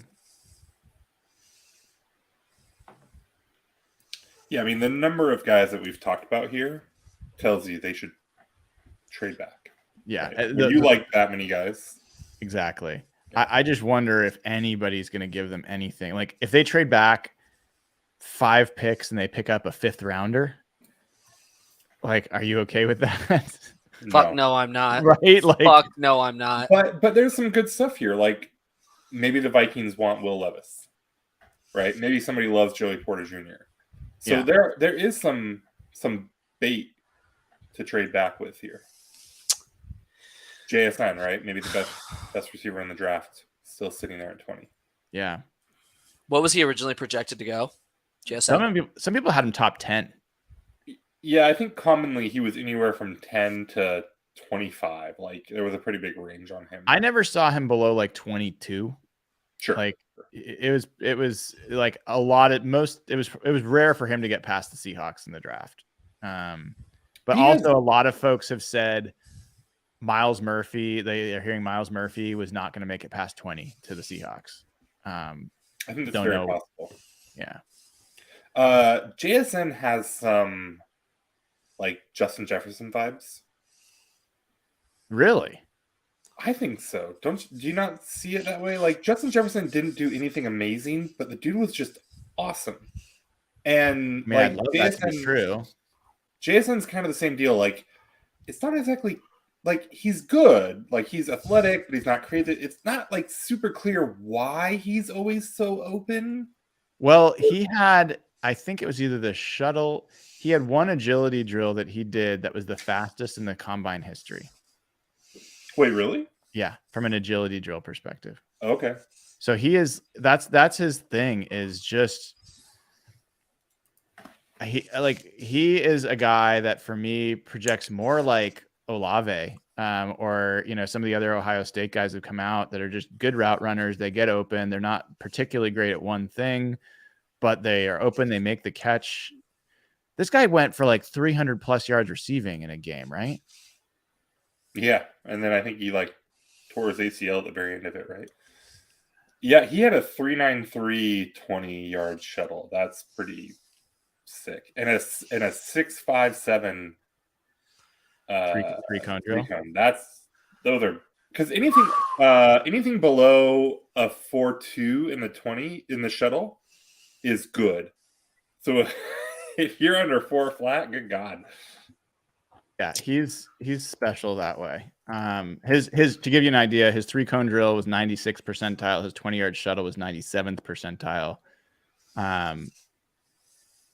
He compares to like Julian Edelman from like some of those. Are they going to make this pick? It's this top comparison. I think they're going to make. I think they might get stuck with this pick. I don't know if anyone's going to trade up or they're going to get enough to trade down. And I mean, I told you before, Nathan, I think that's an L if that happens. I don't think it's the worst thing in the world, but I think that this was a pick there's no way they wanted to stick at. And if they get stuck with 2 picks that they didn't want to stay at, I think that's an indication that the draft isn't exactly falling to them the way they want. I mean, I get it, but also like if they come away with Witherspoon and Jackson Smith and Jigba, like yeah, let's go. Exactly. Let's do it. Let's go. You're right. Like bottom line, what is this draft about? It's about adding talent to the team. And even as much as Evan and I are like moaning about the defensive line, which is probably going to continue, they're not going to solve every single thing on the team this year. This team is not like one draft away from being a Super Bowl contender. There's another year of that they need to do to add to this team. So if they come out of this with another 6 starters, and 3 of them are rookie of the year candidate, or 2 of them are rookie of the year candidate potential.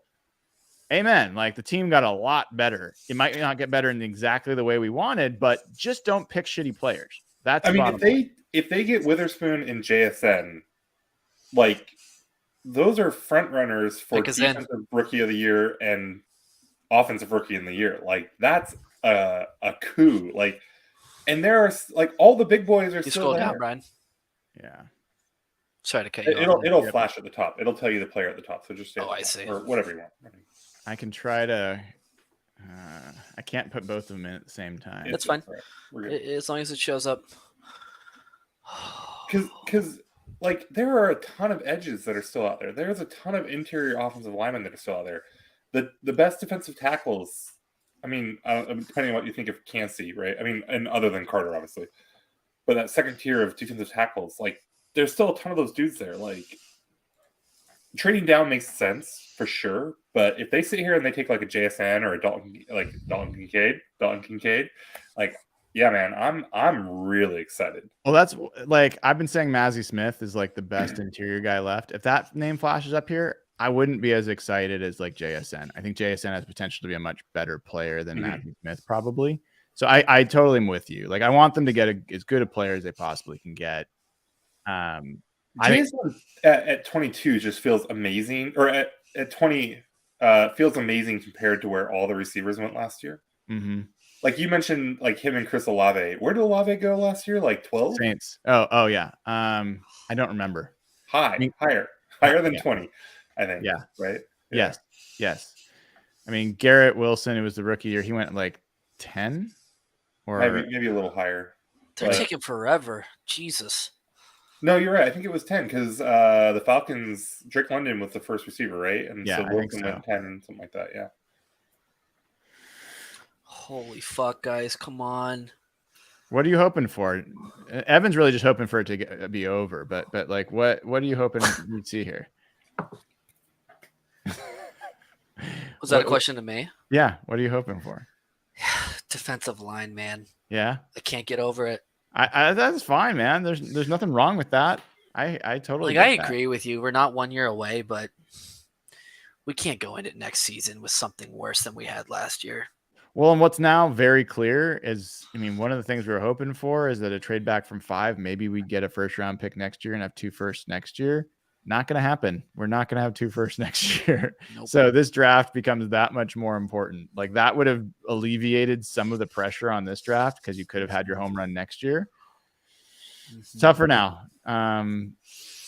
You're probably not picking in the top 15 next year, most likely. So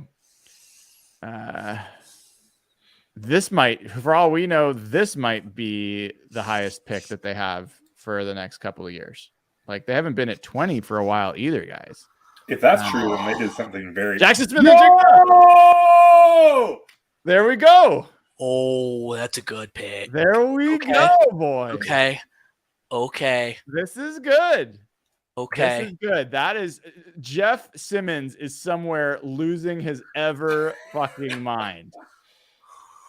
Jeff is losing his mind. This was his guy, the guy he wanted more than anyone in this draft, pretty much. Derek too. Derek has to be going nuts somewhere. He's been those two have been talking about this dude for 6 months. It feels like.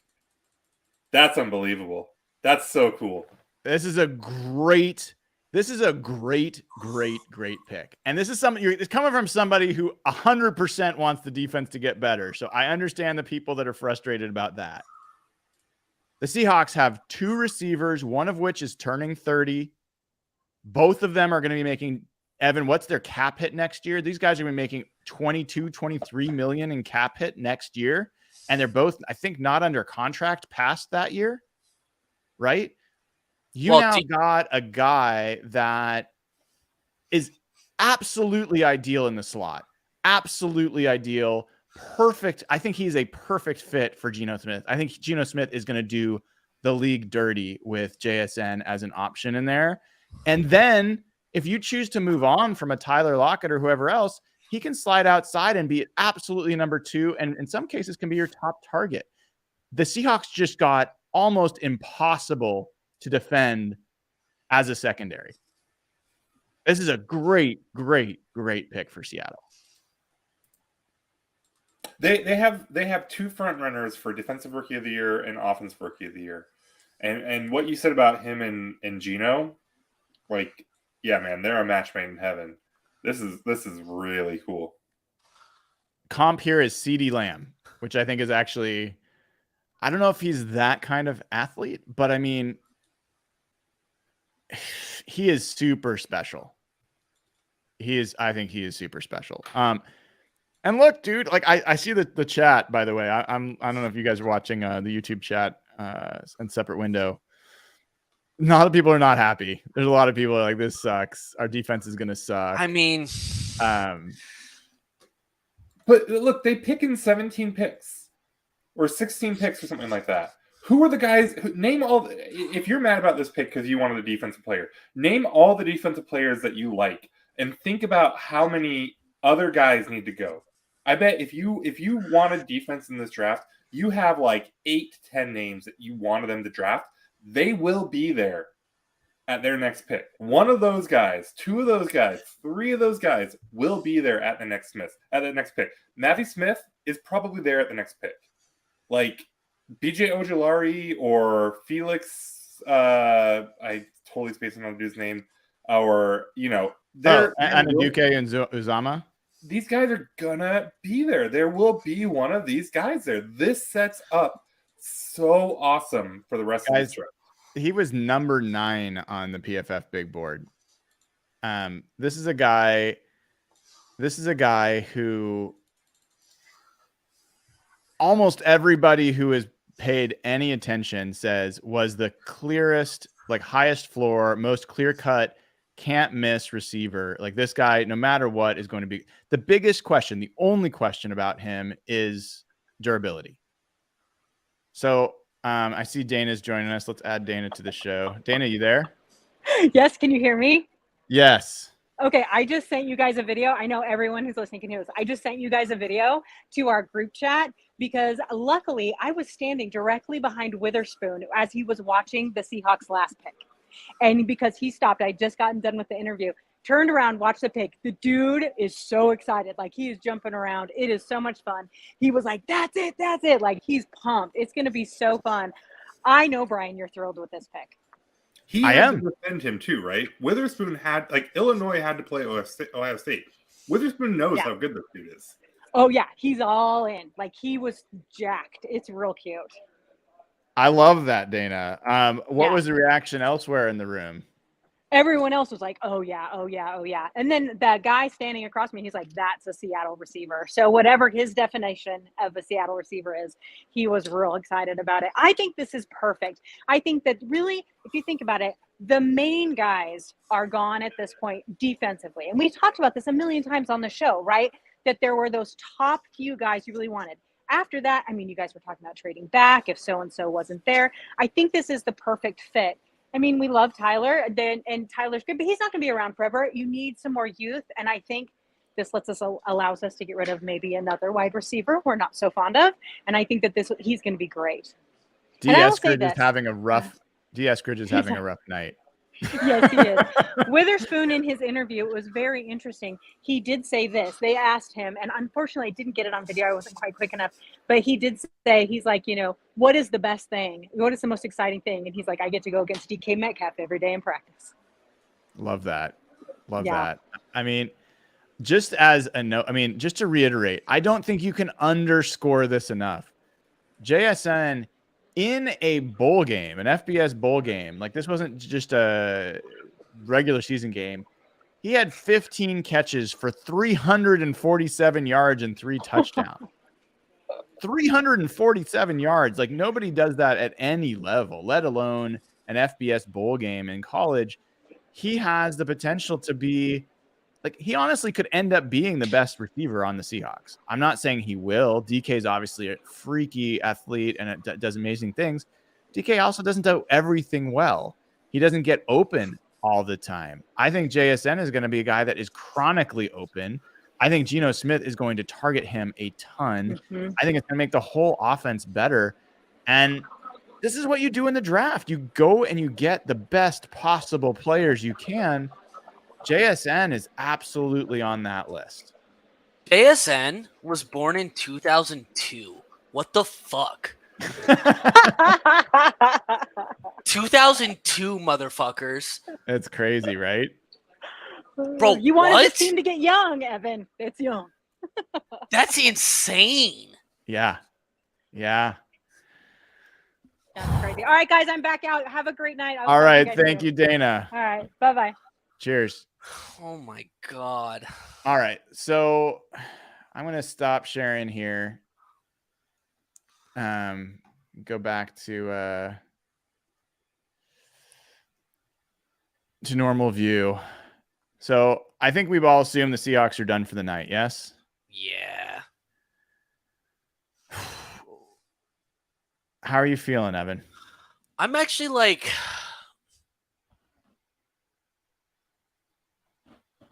so those are, it's not edge, it's not defensive line, but those are also two really premium positions. Like take outside, Seattle's roster state out, outside of the discussion. Like cornerback is a premium ass position. Wide receiver is an expensive position for top end players as well. Wide receivers are getting 20, 23, 24, $25 million a year now.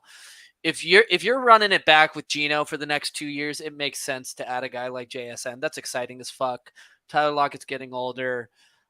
They need a better wide receiver 3. They can, learn under those pups for a couple years. But I'm more excited about the JSN pick than I am the Witherspoon pick, to be quite honest with you. Here's my biggest takeaway is, what have we hated about Seahawks drafts in the past? I think what we've hated the most about Seahawks drafts is them picking some rando that you scramble to Google to find who the hell they just picked. Mm-hmm. Everyone's like, who? And it's not just us. The entire room is like, what the hell? And then a lot of times those don't work out. It's like, wait, you drafted Bruce Irvin that high? Is that really like what we needed? You drafted James Carpenter that high? You drafted Rashad Penny that high? Like, neither one of these picks are really debatable in terms of value of where they took them. We can bicker or like quibble with whether they're the positions we wanted. Sure. But it is universally accepted that Devin Witherspoon was the top cornerback in this draft. Like, there's almost nobody that had anything but that as the outcome. And that this is the strongest cornerback draft maybe ever. It's definitely one of the strongest quarterback drafts ever. And you got the best cornerback of the best cornerback draft. And you got JSN, who was absolutely no question the best receiver in this draft. Every board had that. So you got the best cornerback and the best receiver with your 2 first-round picks. That's what I like about this draft, is that there's no galaxy brain bullshit. There's no like, what the hell did they do? It's really just a matter of, did it fall exactly where you wanted? And some of that's not exactly what I wanted. I don't think the defense took a massive step forward today in the way that I would have wanted. But I'm good. I'm okay. I will need to sit on it, but that's kind of where I am. Nathan, how about you? Oh, go ahead, Evan. So they've still got 37 from the Broncos and 52. Part of me wonders if they trade up to the bottom of the first, honestly. I don't think that. I think without them trading back, it's so hard for them. I mean, I don't think there's players that are worth doing that for. They've got the 6th pick in the 2nd round. Like they can just wait. Yeah. There were 2 things that were super exciting about this draft.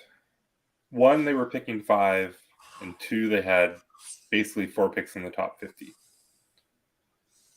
They've used 2 of those picks on players that everyone agrees are going to be very good players.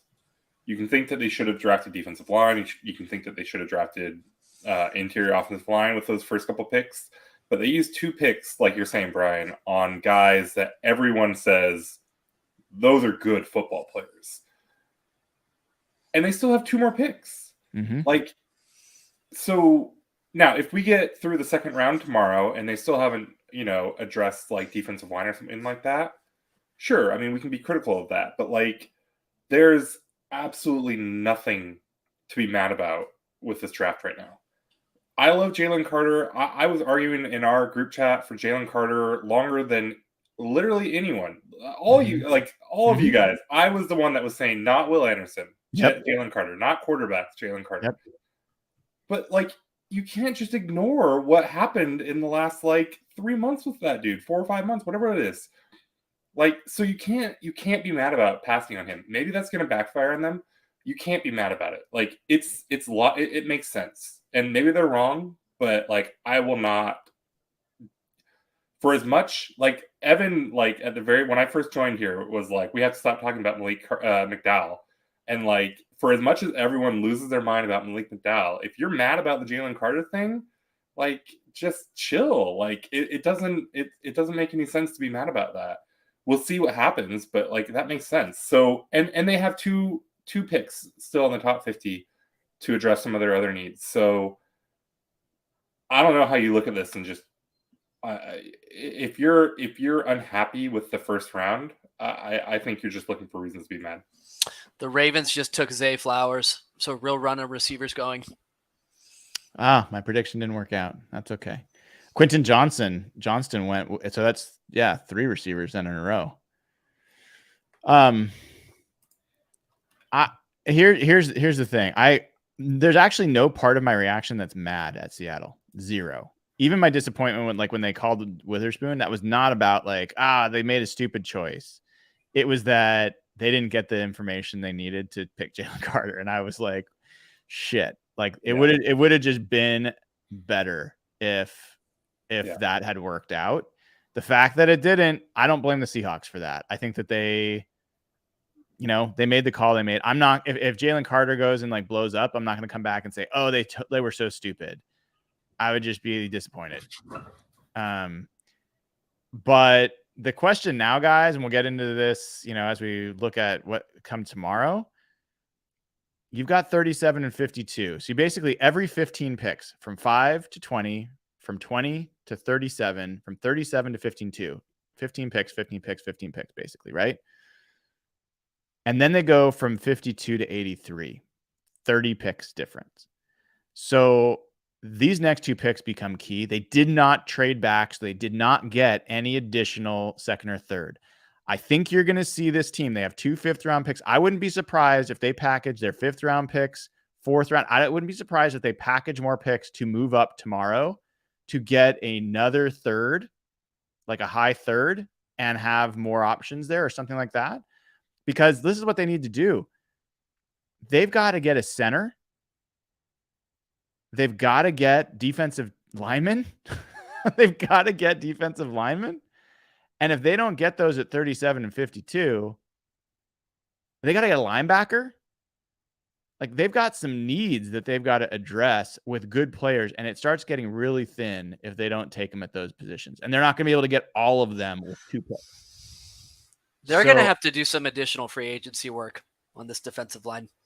With what money? I mean, I think Noah Fant has got to be traded tomorrow.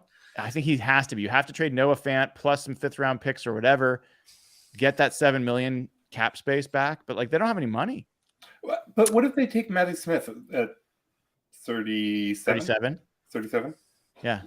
Doesn't that just change everything about what we're talking about right now? It does. But then you're losing John Michael Schmitz for sure.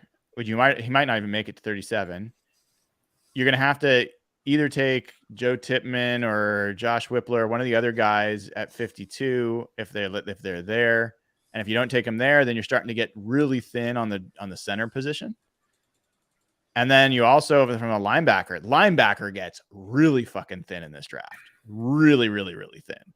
So if they don't take a linebacker early, then you're not getting a starting linebacker most likely. So you're stuck with Devin Bush and Bobby Wagner. And that's it. And John Radman. I think linebacker might be...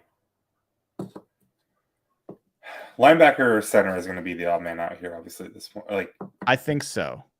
Now, that said, though, John has typically not valued the interior defensive tackle guys, the nose tackle guys. He's taken those guys late. So he could be looking at the Jared Clarks from Coastal Carolina in the 5th round to address that position and not using an early pick. So I think Trenton Simpson becomes a guy to look out for tomorrow. They might go him at 37. They might go linebacker at 37. I would actually hate that. I would actually rather than have shitty linebackers than shitty centers or guards or defensive linemen. I think both Brooks and Adams will be ready for training camp there, right? Yeah. I mean, I know that's Pete, but yeah. I mean, that's all Pete speak. Completely crazy, at least. I mean, frickin' Brooks had his ACL in January. Yeah. Late January. There's no way. It'd be absurd. There's no way. He won't be fully 100%. It won't be Jordan Brooks. And there's no guarantee he'll come back at the same rate, right? Yeah, I don't think there's almost nobody that comes back to 100% the year after an ACL, especially the year of an ACL. I consider 23 a wash for him. I really do. I do too. For Brooks, no. Brooks will play this year. No, I but he meant won't like be... full potential. Like he's not going to be himself this year. I don't know. I don't think ACLs are the end of the world like they used to be. Adams, Jamal, I'm very skeptical, but I don't know. I think Brooks will contribute this year. Well, that's a whole nother situation, the Jamal stuff. Yeah. So it got I think the biggest problem with the Seahawks draft, and I don't think it's their fault, is that they couldn't trade down from either pick. And the fact that they couldn't trade down puts a lot more stress on 37 and 52 than it was going to. I agree. It puts a lot of stress. I wonder if could they not trade down, or could they not get enough to pass on Witherspoon and JSN? Same diff, right? For sure. So I think that's all something we'll find out tomorrow. I think that as far as we're good here, I think the Seahawks have. I mean, what's your grade right now for the Seahawks first round? A+. A+. My grade for the Seahawks first round is B+, A-. And that's not because of their decisions. It's just because of the way the draft fell to them and maybe the positions that they needed or whatever we didn't quite get the top shelf of.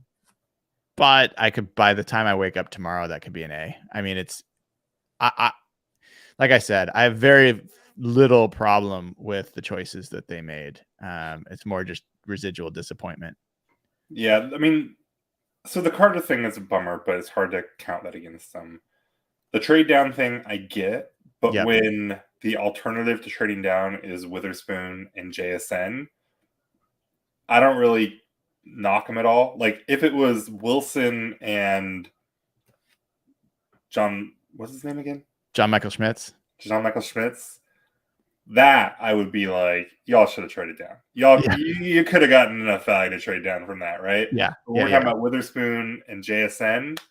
I get it. Like, you got to get something to pass on those guys, and if you didn't get it, then you take them. Well, here's the I won't keep you too much longer. I'll just say, if I'm dreaming like the good side of how this goes,